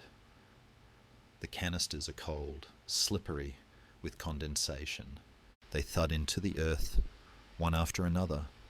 The records of the Duke's indiscretions, the plans for Operation Willie, the transcripts of the Berghof Tea Party, all disappearing beneath a layer of soil and rotting leaves. They cover the spot. They scatter branches to break up the outline of fresh earth. It is a crude grave for such sophisticated secrets. Von Loesch wipes his hands on his coat, his breath misting in the chill air. He has just buried the reputation of a king. He leaves the forest, returning to the uncertainty of the collapse, hoping that the earth will keep his secret until he is ready to trade it. Days pass, the war ends. The silence that follows is sudden and absolute. The American army rolls into Marburg, not as conquerors, but as tired young men chewing gum and looking for souvenirs. Among them is First Lieutenant David Silberberg of the 475th Infantry Regiment.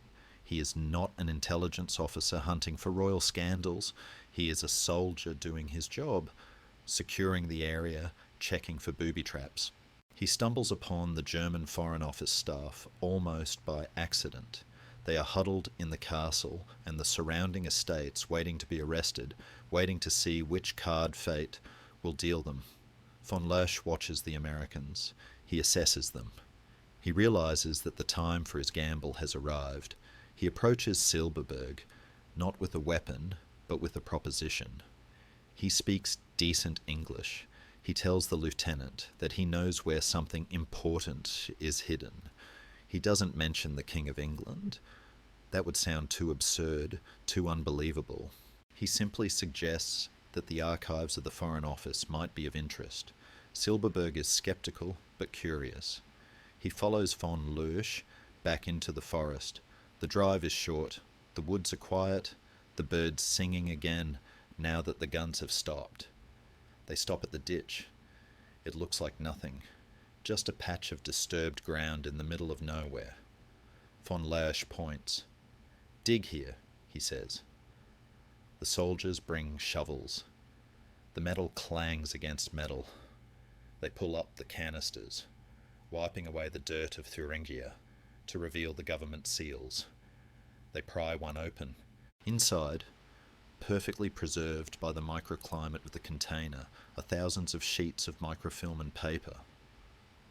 Silberberg pulls a document at random. He sees the letterhead. He sees the names.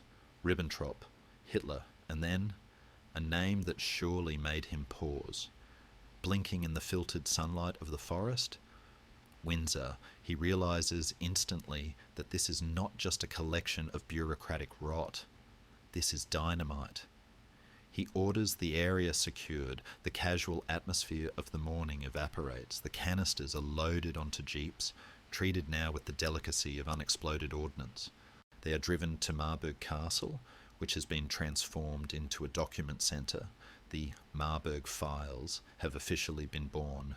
The physical recovery of these papers is a moment of profound serendipity. If von Lörsch had followed orders, they would be ash. If Silberberg had been less curious, they might have rotted in the ground for decades, turning into mulch. Instead, they were pulled from the grave at the precise moment the world was looking for answers. Back at the castle, the sorting began. Intelligence officers, wearing white cotton gloves to protect the paper, began to read. The room must have fallen very quiet as the contents of the canisters were translated. They found the cables from Madrid. They found the reports from Lisbon. They found the transcripts of the Duke's conversations. The smell of the damp earth still clung to the files, a scent of decay that seemed fitting for the story they told. The discovery was radioed up the chain of command, moving from the lieutenant to the colonel, from the colonel to the general, and finally crossing the channel to the very highest levels of the British government. In London, the relief of victory in Europe was suddenly tempered by a cold chill. They had thought the Duke's file was closed, an embarrassing chapter ended by his exile to the Bahamas. They did not know that the Germans had kept receipts. The files had survived the firebombing of Berlin, the treacherous journey across a collapsing nation, and the burial in the mud. They had refused to die. As they sat on the tables in Marburg Castle, under the harsh glare of electric lights, they seemed to pulse with a malevolent life of their own. The war of guns was over, but the war of reputation was just beginning. The damp ditch in the forest had given up its dead, and the ghosts of 1940 were ready to walk again. The Atlantic cable hums with a new frequency. The scene shifts from the muddy boots of Marburg to the polished shoes of diplomacy in Washington and London. It is the summer of 1945. The world is intoxicated with victory. Champagne corks are popping in Times Square, and soldiers are kissing nurses in the streets.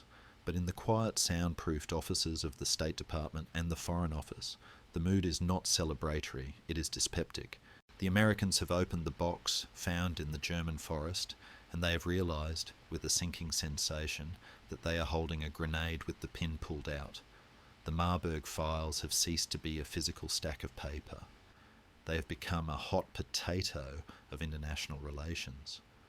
When the initial reports from the American intelligence officers in Germany reached the desk of General Dwight D. Eisenhower, the Supreme Allied Commander, the reaction was likely a heavy sigh. Eisenhower was a man of pragmatism. He had just coordinated the greatest military invasion in history. He did not want to spend his peace refereeing a royal scandal. Yet the transcripts were undeniable.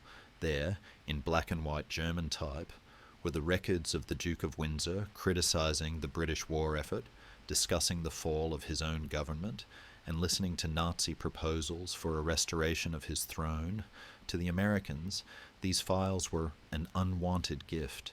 They were a trove of intelligence, yes, but they were also a diplomatic embarrassment of the highest order. The United States and Britain were not just allies, they were family, bound by the special relationship that Churchill had worked so hard to forge. To release these documents would be akin to a guest finding a skeleton in their host's closet during a dinner party and dragging it out onto the table. It was rude, it was destructive, and it served no immediate strategic purpose. In London, the news hit Buckingham Palace like a physical blow. King George VI, a man who had smoked his way through the war with a quiet, stammering courage, was exhausted. He had held the country together through the Blitz, standing on the balcony while bombs fell, becoming the symbol of a stoic, unyielding Britain. Now he was being told that his brother, the man who had abandoned the throne to him, had not only shirked his duty, but had potentially colluded with the men who tried to destroy them. We must imagine the king sitting at his desk in the palace, the light of a grey London afternoon filtering through the tall windows. He holds the summary of the files in his hands. His face, already lined with the stress that would kill him a few years later, is pale. This was not just a political crisis. It was a fratricidal wound. The files suggested that while George was rationing bath water and visiting bombed-out ruins, Edward was sipping cocktails in Lisbon and asking the Germans to look after his furniture.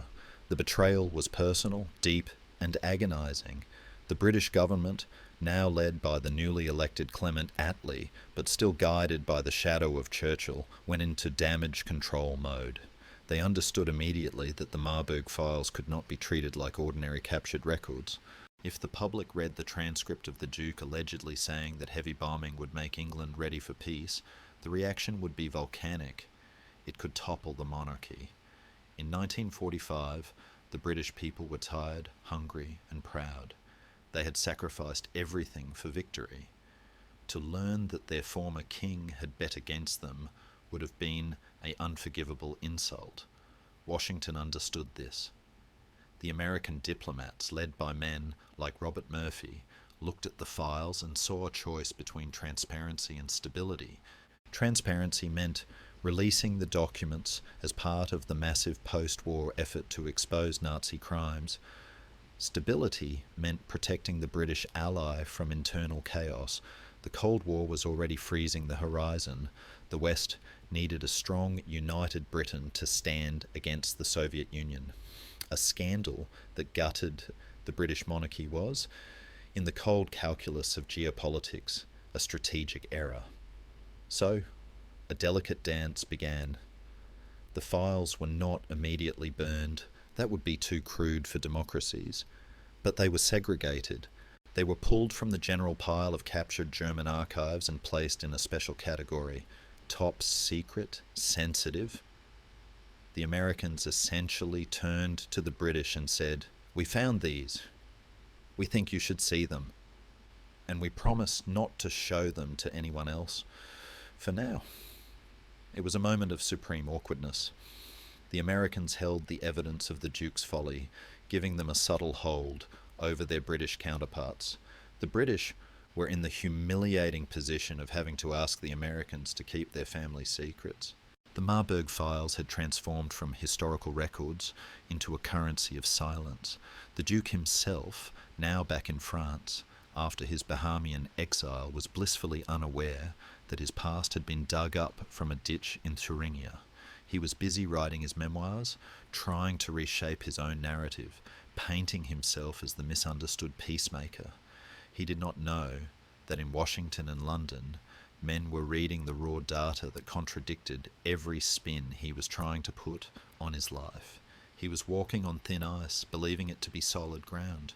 As the summer of 1945 turned into autumn, the decision solidified. The files would not be part of the Nuremberg trials. They would not be read out in court to shame the Nazi defendants, because doing so would shame the victors too much.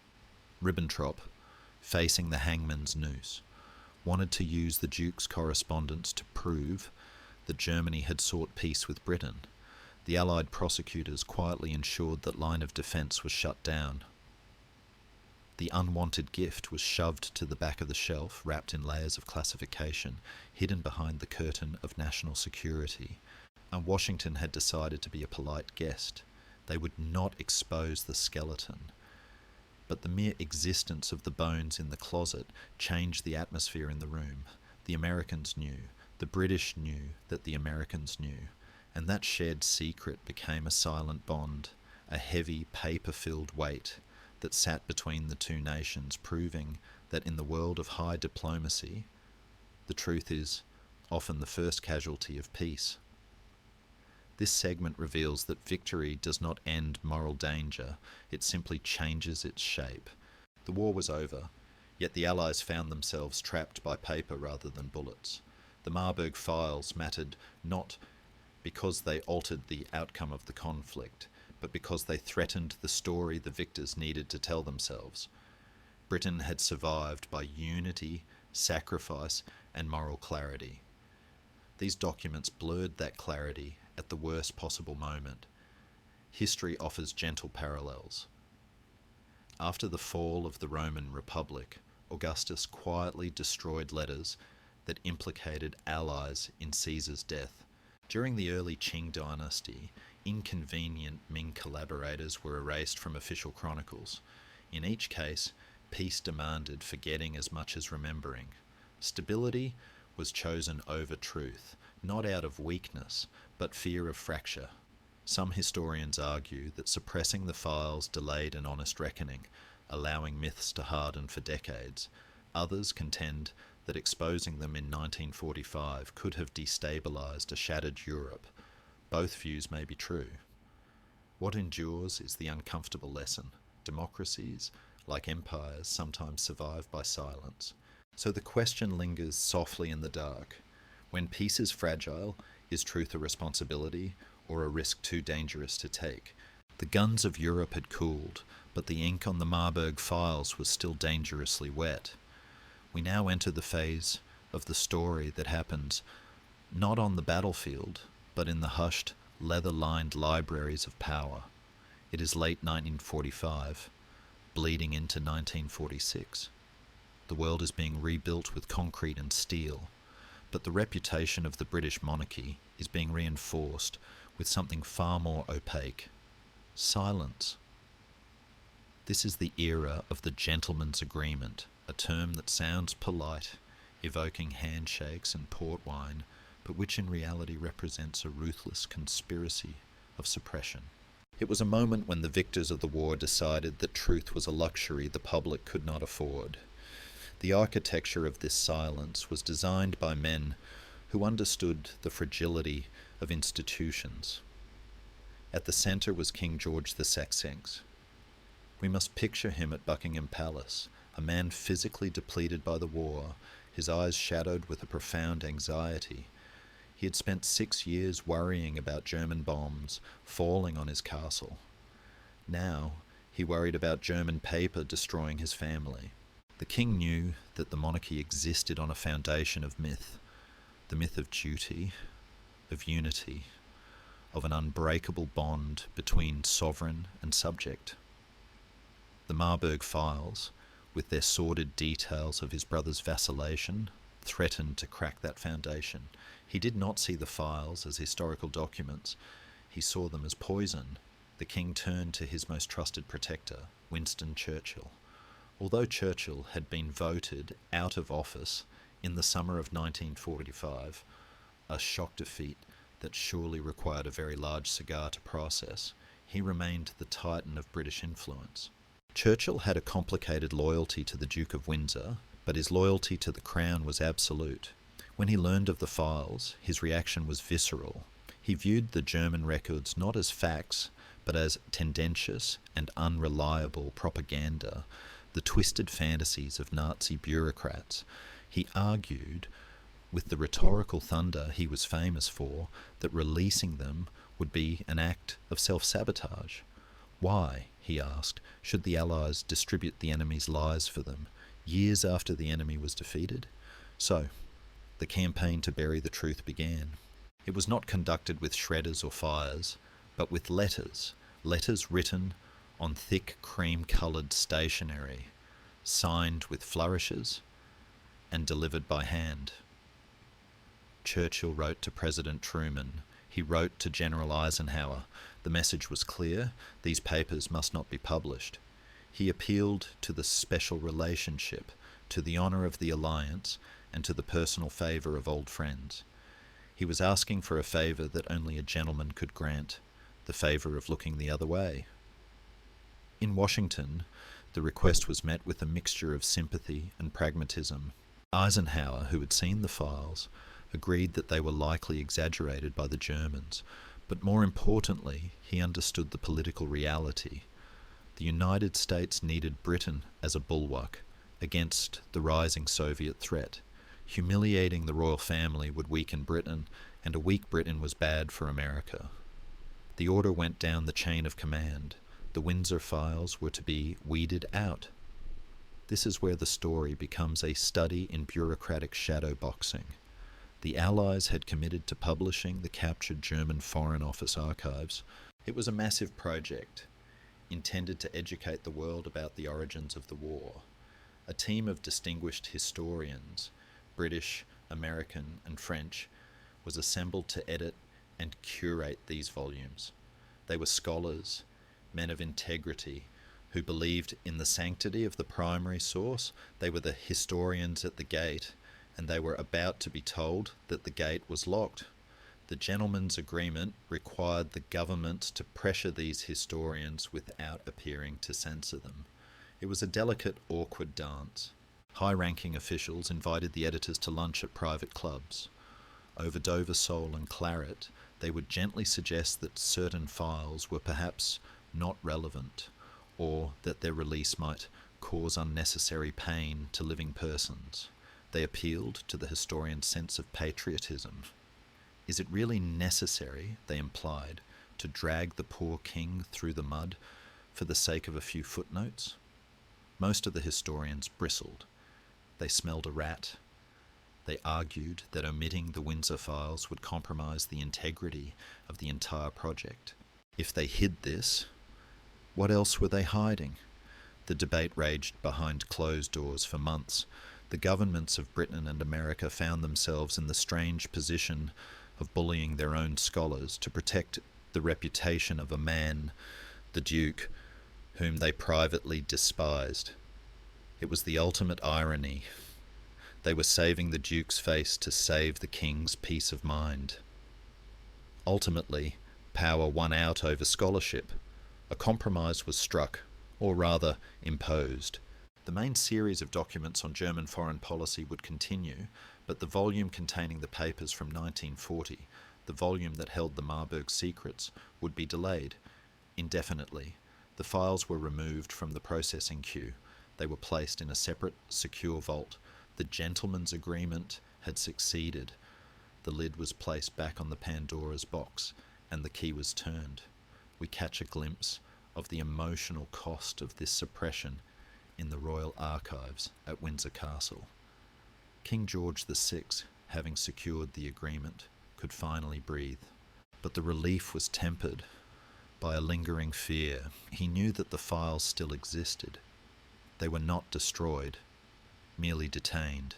The gentleman's agreement was a temporary dam held up by the personal authority of men like Churchill and Eisenhower, but men die, and governments change. The king understood, perhaps better than anyone, that paper is patient. It can wait in the dark longer than a man can wait in the light. The Duke of Windsor, meanwhile, was living in France, oblivious to the high-level manoeuvring keeping his reputation intact. He continued to write his memoirs, a king's story, a sanitized, romanticized version of his life that omitted the messy, treasonous details of 1940. The gentleman's agreement allowed him to publish this fantasy without fear of contradiction. The British government effectively allowed him to lie to the public because correcting him would have been too dangerous. As the late 1940s drifted into the 1950s, the silence held. The Marburg Files became a rumour, a ghost story whispered among archivists and diplomats. "Have you seen the Windsor file?" they might ask, late at night. "I hear it's explosive." But no one saw it. The public read the official histories, the heroic narratives of the war, unaware that a chapter had been ripped out. The gentleman's agreement was a triumph of the establishment, a demonstration that when the powerful agree to keep a secret, they can bend reality itself. But there is a flaw in any agreement based on silence. It requires everyone to stay quiet forever. And the world was changing. The deference of the 1940s was giving way to the inquisitive, cynical energy of the post-war generation.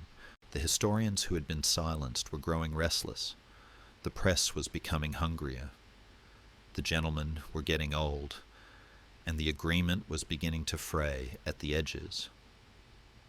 The files in the vault were sleeping, but they were not dead. They were merely waiting for the handshake to loosen, for the gentleman to leave the room, so they could finally scream their truth to the world. By the early 1950s, the world had begun to turn its face toward the future. The rubble of London was being cleared to make way for concrete tower blocks. The ration books were slowly disappearing, and rock and roll was beginning to vibrate through the radios of teenagers who had no memory of the Blitz. But in the quiet, dust-moted corridors of the British Foreign Office and the US State Department, a private war was still being fought over the past. The gentleman's agreement to suppress the Marburg Files was holding, but the dam was beginning to leak. The pressure was coming not from spies or political enemies, but from a group of men who were rarely the heroes of any story, the historians. We must picture these men, scholars like the American editor Bernadotte Schmidt or his British counterparts, sitting in windowless rooms, surrounded by mountains of captured German paper. They were the custodians of the documents on German foreign policy project, a massive trilateral effort by Britain, France, and America to publish the archives of the Third Reich. Their mandate was truth. They were tasked with showing the world exactly how the Nazi machine had operated, but every time they reached for the files concerning 1940 and the Duke of Windsor, they felt a hand slap their wrist. The friction was intellectual, but it felt personal. To a professional historian, omitting a document is a sin comparable to a surgeon leaving a sponge inside a patient. It festers. The editors argued that you could not tell the story of the war without the story of the peace efforts, and you could not tell the story of the peace efforts without the Duke of Windsor. To leave him out was to present a history with a duke-shaped hole in the centre. It made the rest of the work suspect. If the governments were lying about this, the public would ask, what else were they hiding? The correspondence between these historians and the government officials reads like a slow-motion fencing match. The officials would suggest that the Windsor papers were irrelevant gossip. The historians would reply with icy politeness that even if the Duke was lying, the fact that the German High Command believed him and acted upon his words made the documents historically vital. It is a profound point that historians still argue today. History is not just what happened, it is what people thought was happening. If Hitler thought the Duke could be used to topple Churchill, that delusion itself was a historical fact that deserved to be known. The situation became more complicated in 1951, when Winston Churchill, the old lion, returned to Downing Street as Prime Minister. Churchill was now in his late 70s, a man from the Victorian age, trying to govern in the atomic age. He was fiercely protective of the monarchy and deep in the throes of writing his own history of the war. He viewed the Marburg Files as a personal affront. To him, they were poisonous, a collection of Nazi lies designed to smear a British patriot. He threw his weight against the door, demanding that the publication be delayed, postponed, or reviewed, a bureaucratic euphemism for buried until everyone involved is dead. Then, in February 1952, a seismic shift occurred. King George VI died in his sleep at Sandringham. The man who had worried so deeply about his brother's betrayal was gone. The crown passed to his young daughter, Elizabeth II. Suddenly the calculus changed. The gentleman's agreement had been designed to spare the feelings of the king. Now, the argument shifted to protecting the young queen. Was it fair, the courtiers whispered, to burden a 25-year-old monarch with the sins of her uncle at the very start of her reign? The protective instinct of the establishment went into overdrive. The wall of silence was reinforced with new mortar. But silence is heavy, and it is hard to carry forever. In Washington, the patience of the American historians was snapping. They were not subjects of the crown. They were citizens of a republic that valued transparency, at least in theory. They began to threaten to resign. They hinted that if the British continued to block the publication, they would issue a statement explaining why the volume on 1940 was missing. This was the ultimate threat. The scandal of the suppression would be greater than the scandal of the files themselves. It was a game of chicken played with academic footnotes. The British government realised they were losing control. They could not bully the Americans forever. Rumours were already starting to drift out of the archives like smoke under a locked door. Journalists were asking questions. Where are the papers? What did the Duke say in Lisbon? The story was becoming a myth, and myths are often more damaging than the truth. In the mid-1950s, a compromise was finally, grudgingly reached. The historians would be allowed to include the Marburg papers, but with a caveat. The British government insisted on time. They needed time to prepare the public, time to warn the Duke, and time to frame the narrative. They treated the release of the documents not as a publication, but as a controlled explosion. They wanted to be the ones to light the fuse, so they could determine exactly where the debris would fall. The historians at the gate had won, but it was a victory of attrition.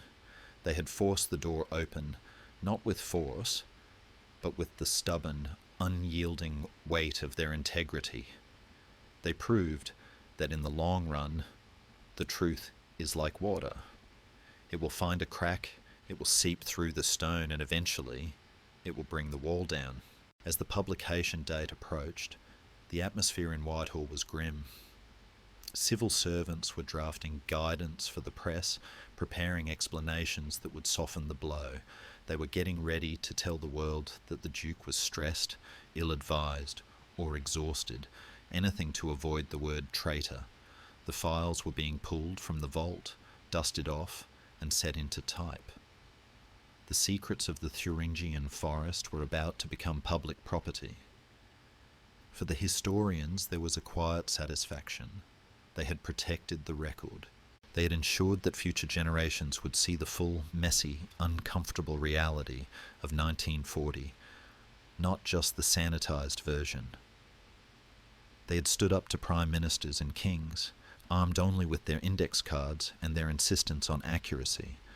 But for the Duke of Windsor, living his comfortable, vacuous life in Paris, the ticking of the clock was about to get very loud. He had assumed the gentleman's agreement would last forever. He had assumed his version of the story, the romantic victim, the misunderstood patriot, would be the only one written. He did not realize that the historians had been working in the dark, patiently assembling the evidence that would dismantle his defense. The gate was opening, the ink was dry, and the judgment of history, deferred for a decade, was finally about to be delivered. The year is 1957. The world has spun forward once again, leaving the austerity of the immediate post-war years behind. In Britain, the fog of coal smoke is beginning to clear, replaced by the technicolor optimism of a new Elizabethan age. The Suez Crisis has come and gone, a sharp shock that signalled the end of the empire, but at home, people are buying refrigerators, watching television, and listening to a prime minister who tells them they have never had it so good. It is in this atmosphere of confident modernity that the ghosts of 1940 finally decide to walk into the sunlight. The leak in the dam, so long feared by the palace and the politicians, finally breaks open. It does not happen with a bang, but with the heavy thud of a book landing on a desk. The publication of Series D, Volume X, of the documents on German foreign policy is, on the surface, a dry academic event. It is a dense navy blue hardcover filled with footnotes, index numbers, and the dusty language of diplomacy. It looks like the sort of book that is destined to gather dust in university libraries, read only by men in tweed jackets who smell of pipe tobacco. But inside, buried between trade agreements and border disputes, are the telegrams from Lisbon, the telegrams from Madrid, the telegrams that detail the Nazi plot to kidnap a king, and the king's own ambiguous wandering conversations with the enemy. The release of these files was a moment of supreme orchestration by the British establishment. Realising they could no longer hold back the tide, they decided to channel it. They treated the truth not as a revelation, but as a contagion to be contained. Before the journalists could even open the cover, the Foreign Office issued a preemptive statement, a masterpiece of bureaucratic inoculation. They warned the public that these documents were tainted. They were, the statement claimed, the reports of German agents trying to impress their superiors, boastful, exaggerated, and fundamentally unreliable. It was a brilliant move. They were telling the public, here is the evidence, but you must not believe your eyes. You must believe our context. It was gaslighting with a royal seal.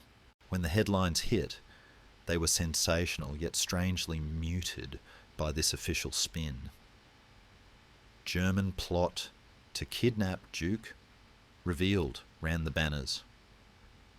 The narrative focus was shifted cunningly away from what the Duke said and toward what the Germans did.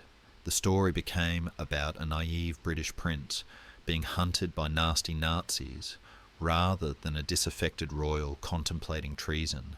The public read the excerpts with a mix of titillation and confusion. Here was the Duke, their former golden boy, described in German cables as discussing a peaceful arrangement with Hitler.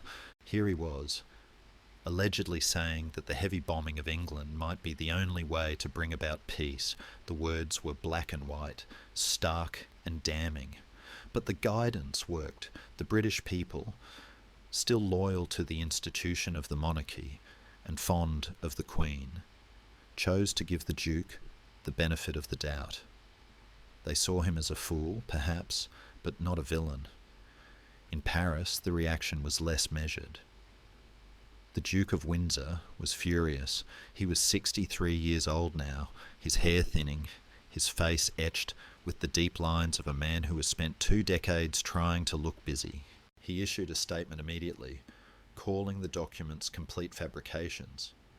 He claimed with a tone of injured dignity that he had never wavered in his loyalty to Britain. He painted a picture of himself in 1940 not as a vacillating defeatist, but as a man playing a clever double game, stringing the Germans along to ensure his escape.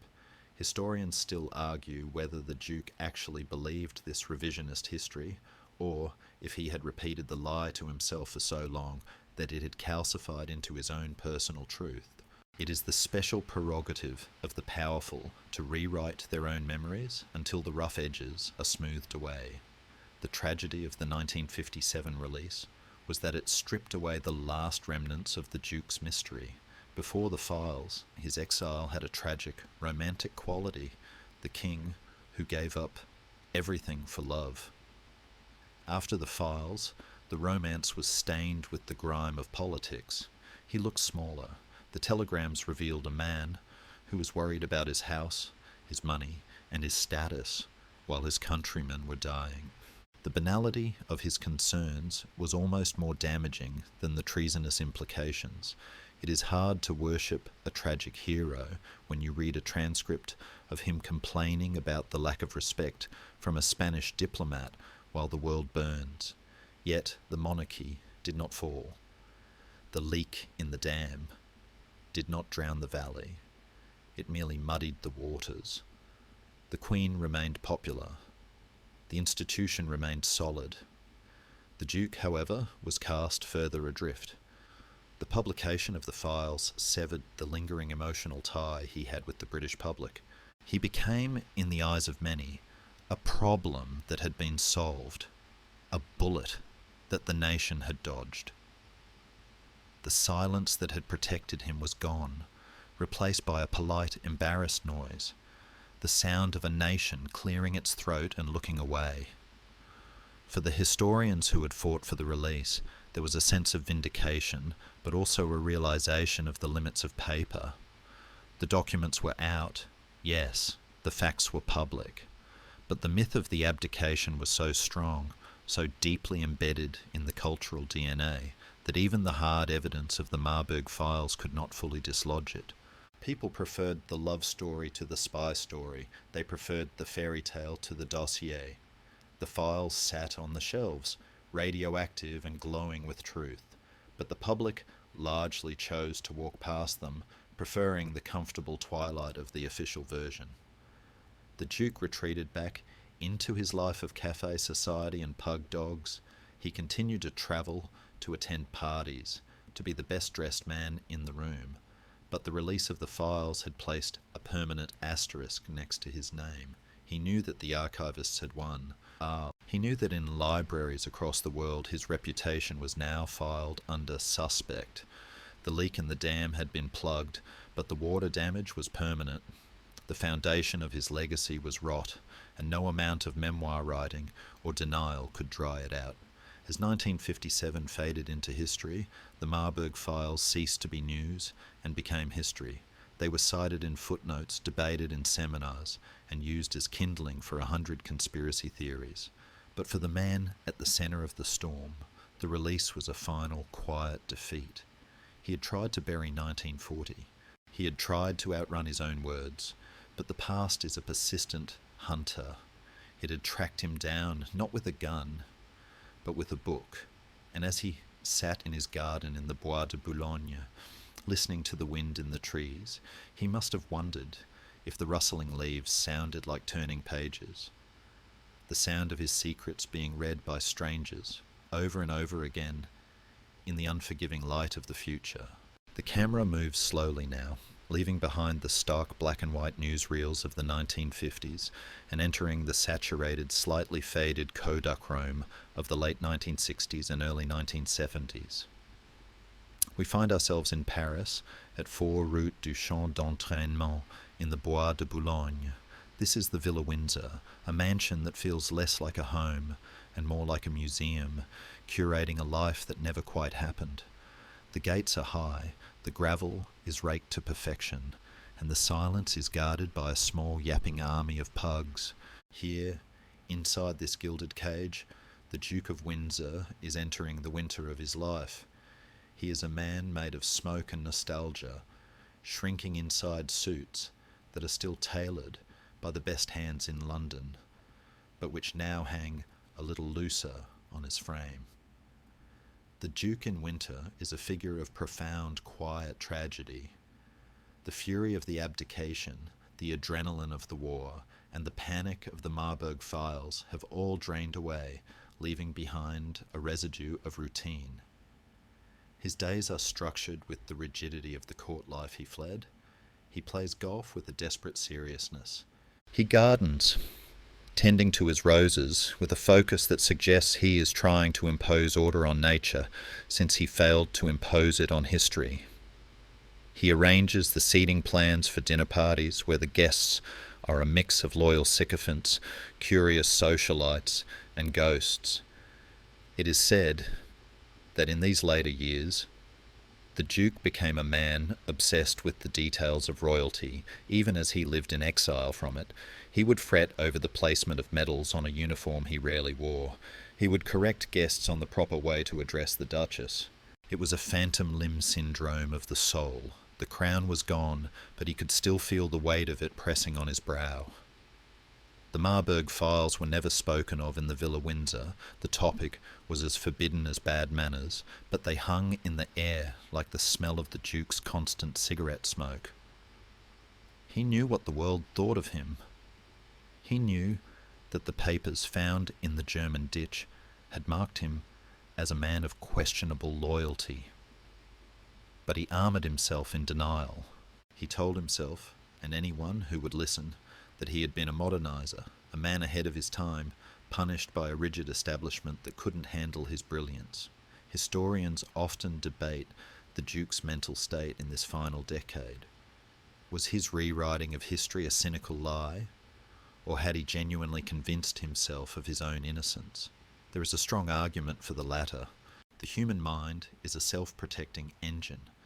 To survive the knowledge that one might have colluded with the Nazis while one's family was being bombed requires a level of cognitive dissonance that borders on art.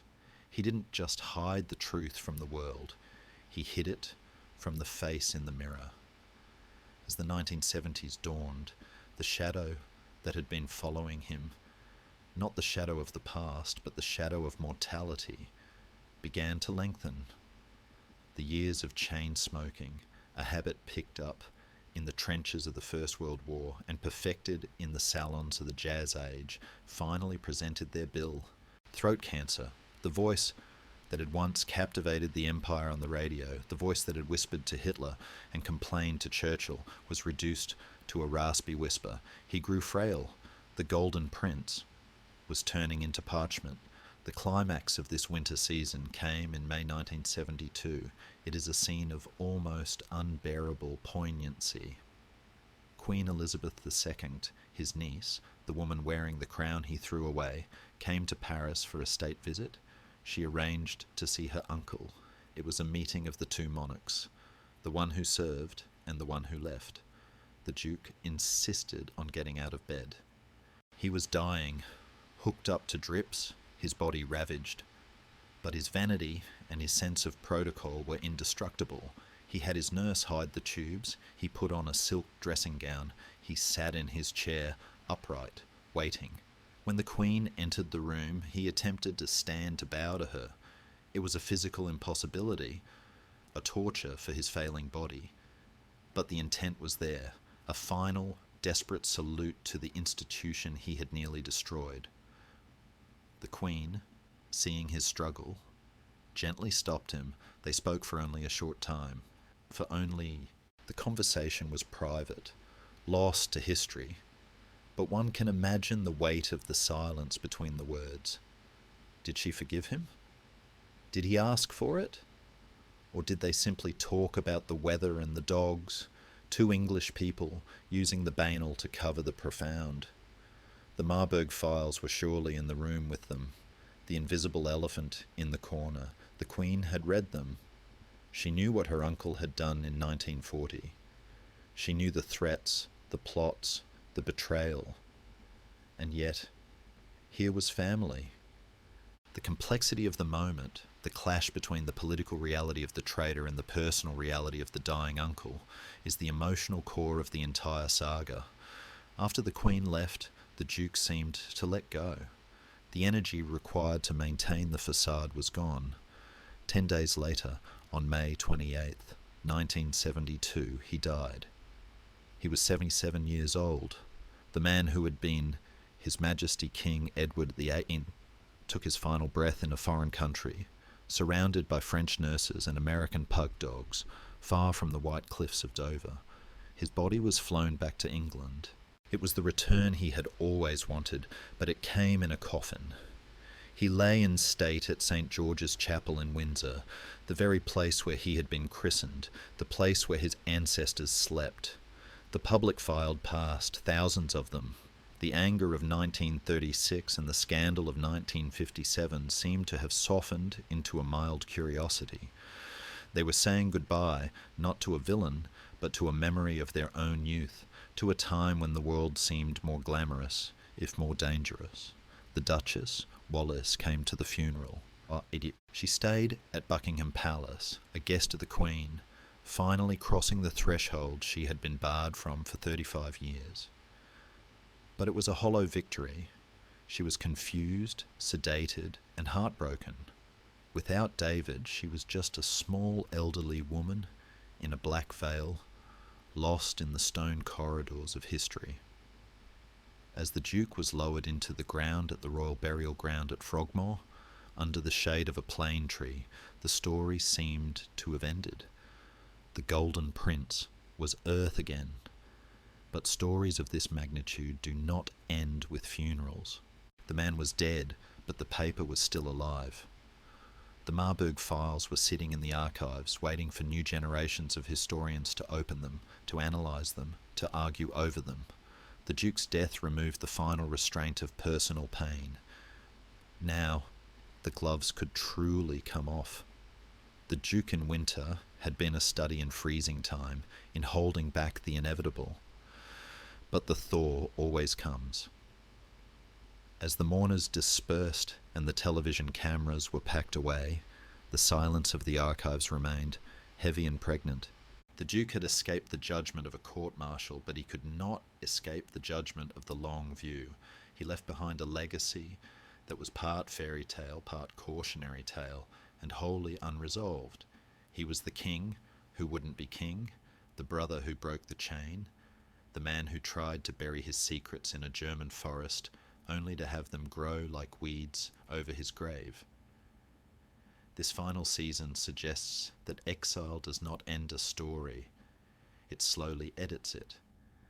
The Duke's later life was not punishment by bars or guards, but by memory, curated, rehearsed, and endlessly adjusted.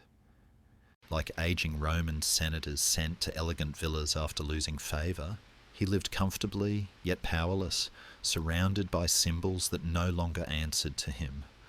The roses bloomed, the dinners were arranged, but history no longer moved when he spoke.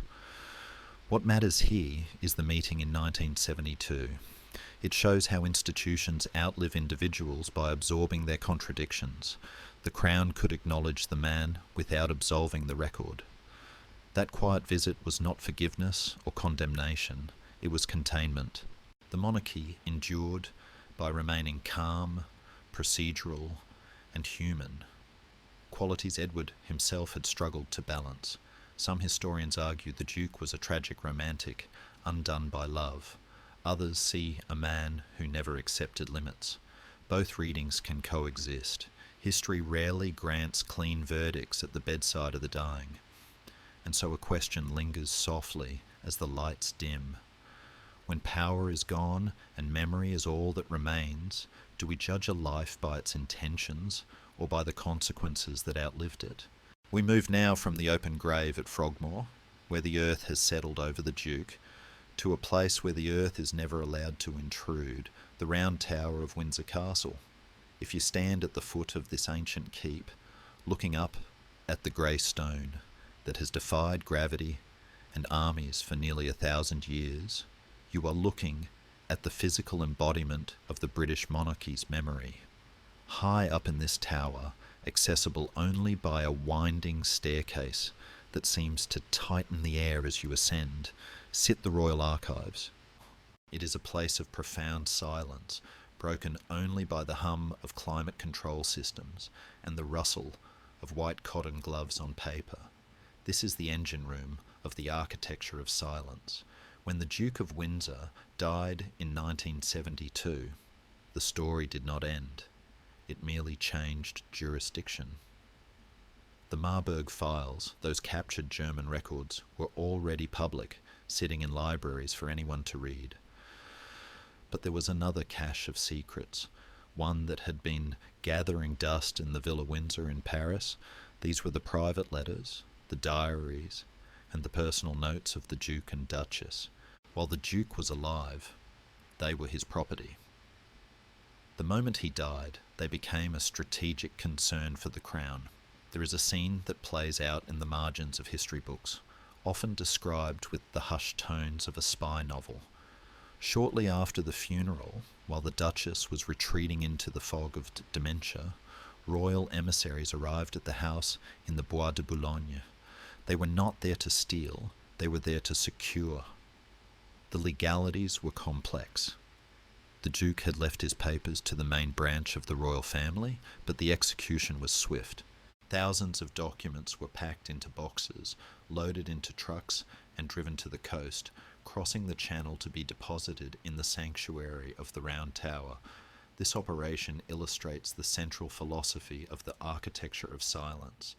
It is the belief that the private lives of monarchs are not public property even after death. In the United Kingdom, government papers are generally released after 30 years, now 20, but the Royal Archives operate under a different set of rules. They are the private records of the family. Access is a privilege, not a right. For decades, the files concerning the Duke of Windsor were guarded with a zeal that would have impressed the Vatican. Historians who applied to see them received polite, typed letters on heavy stationery, regretting that the material was not available for consultation. It was a velvet rope, but a rope nonetheless. The archivists were not villains hiding a smoking gun. They were the custodians of a mystique. They understood that the monarchy relies on a certain distance, a magic that evaporates under the harsh light of total transparency. If the public knew every petty grievance, every financial squabble, and every ill-advised letter written by a king, the crown would cease to be a symbol and become merely a hat. But silence is an active process. It requires constant maintenance. As the decades passed, the architecture of silence had to adapt. The Marburg Files were out there, refusing to go away, and new biographers were constantly chipping away at the wall. The archives began to adopt a strategy of managed revelation. They would release certain harmless files, letters about the Duke's gardening or his charitable work, while keeping the darker material regarding his political sympathies under lock and key.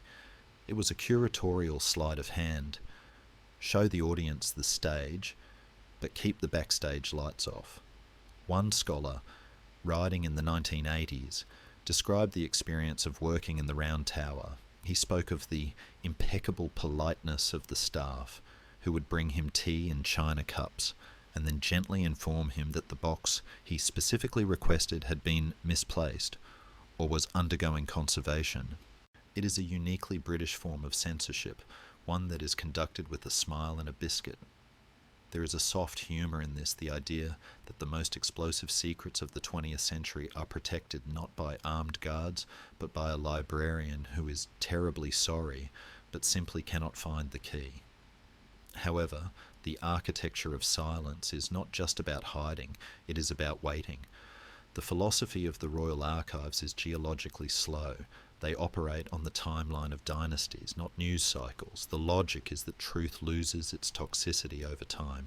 A treasonous letter from 1940 is a bomb. The same letter read in 2040 is a curiosity. The archivists are essentially bomb disposal experts who use time as their neutralizing agent. They are waiting for the emotional resonance to fade, for the people who were hurt to die, and for the anger to cool into academic interest. In the early 21st century, the doors began to creak open a little wider. The Queen, understanding that secrecy often breeds more suspicion than the truth, allowed more access. Historians were finally permitted to see the Windsor papers that had been retrieved from Paris. What they found was not a single smoking gun, but a tapestry of sadness. They found the letters of a man who was deeply lonely, obsessed with money, and desperate for validation.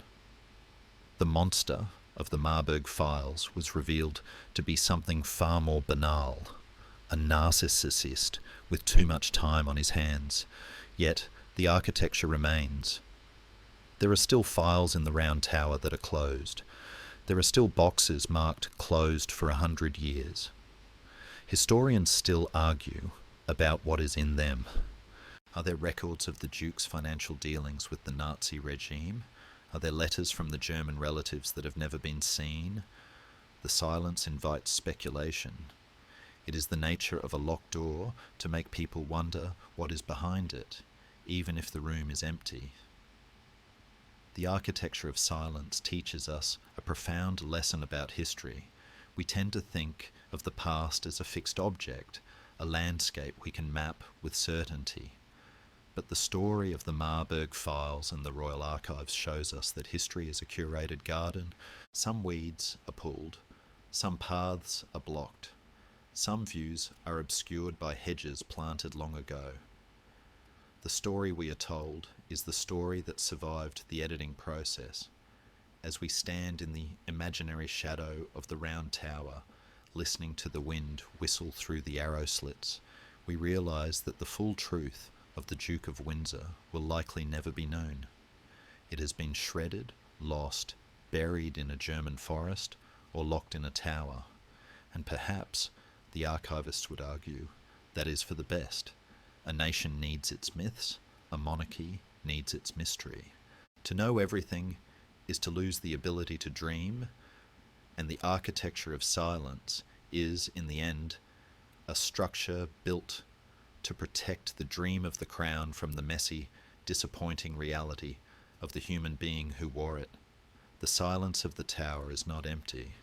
It is heavy with the weight of things unsaid. It is a protective blanket thrown over the sharp edges of the past. As the lights in the archive are turned off for the night, leaving the rows of red leather boxes in the dark, the secrets of the Duke sleep soundly, guarded by the stone, the dust, and the enduring discretion of the state.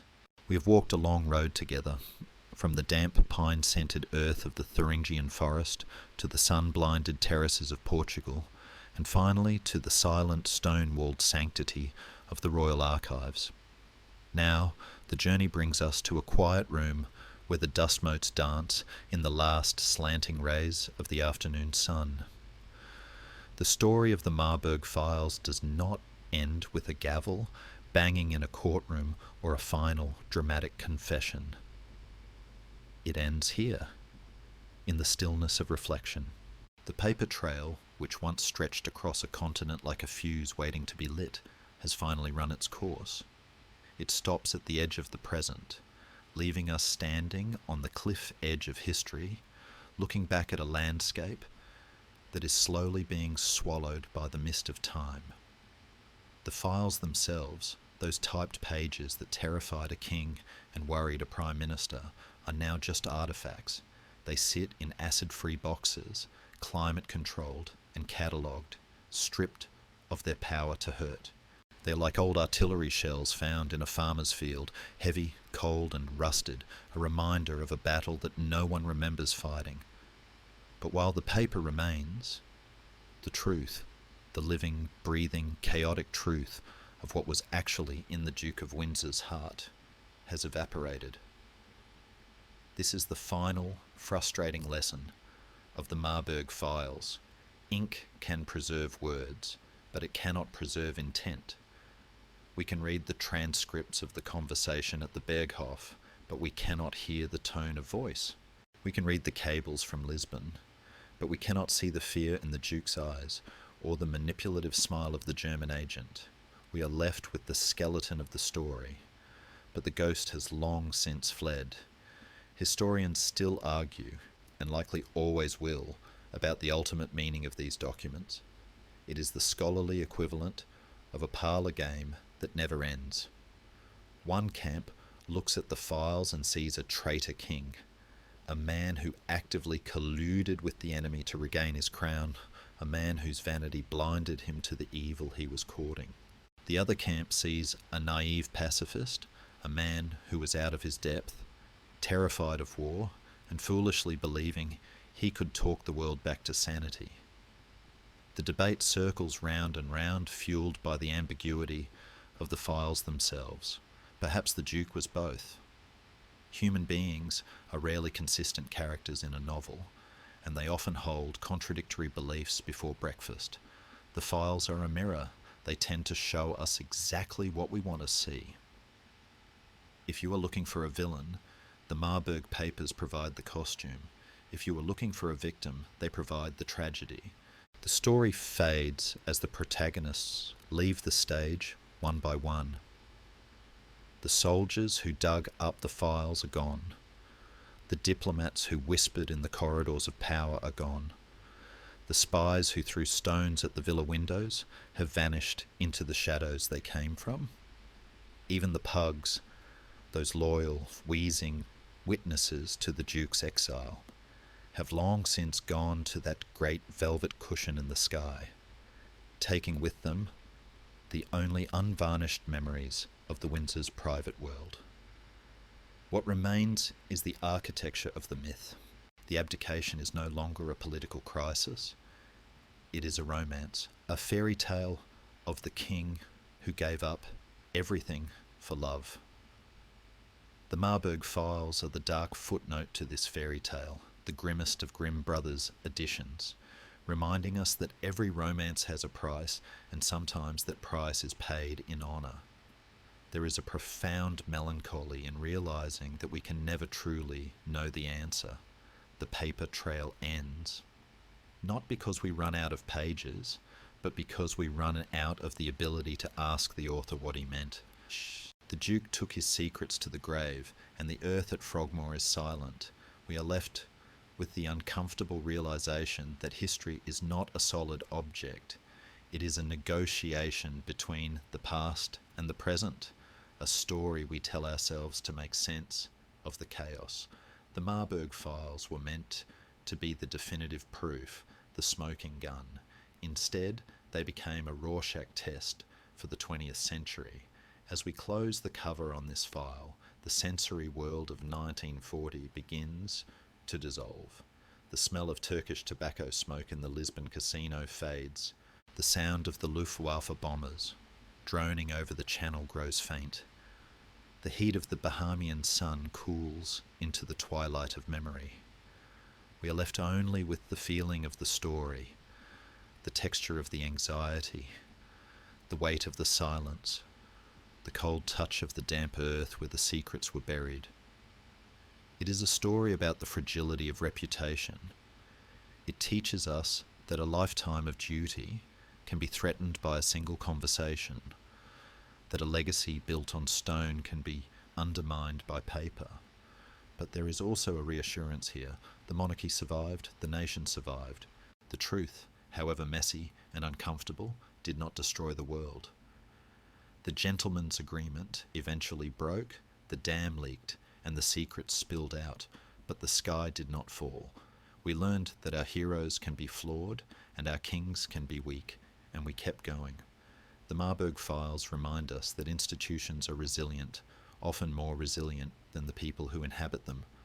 The crown is an idea, and ideas are harder to kill than men.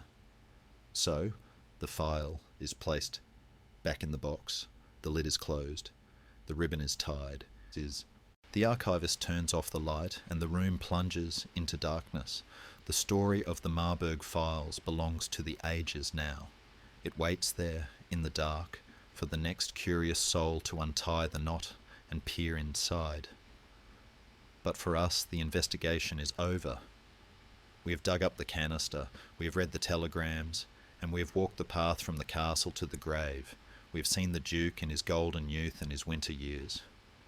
We have seen the power of silence and the inevitability of truth. And now, as the final image fades, perhaps it is the image of a single sheet of paper, typed in German, slowly turning yellow in the dark. We can step back. The tension of the war is gone. The whispers of the spies are silenced. The history book is closed.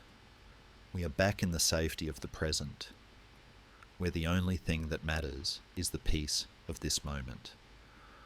The paper trail ends here, not with a period, but with an ellipsis, a trailing off into the quiet velvet night of history, where all stories eventually go to sleep. Now, let the heavy, leather-bound book of history close gently in your mind. Hear the soft thud as the cover falls, shutting away the dates, the names, and the noise of the past. The dust settles in the imaginary library, golden motes drifting in a beam of moonlight that disappears as the heavy velvet curtains are drawn. The Duke, the diplomats, the spies, they have all retreated into the shadows, leaving you alone in a space of perfect, warm silence. There are no more secrets to uncover tonight, no more telegrams to decode. The world of 1940 is far away, a distant echo that cannot touch you here. You are safe. The air around you is still and soft. Let your shoulders drop. Unclench your jaw. Let the tension of the story drain out of you, replaced by a heavy, comforting wave of relaxation. History is a river that flows on without us, and you can drift on its surface, weightless and free. The archives are locked. The night watchman has turned the key. Everything is in its place. It is time to let go of the past and drift into the quiet, dreamless dark. Sweet dreams.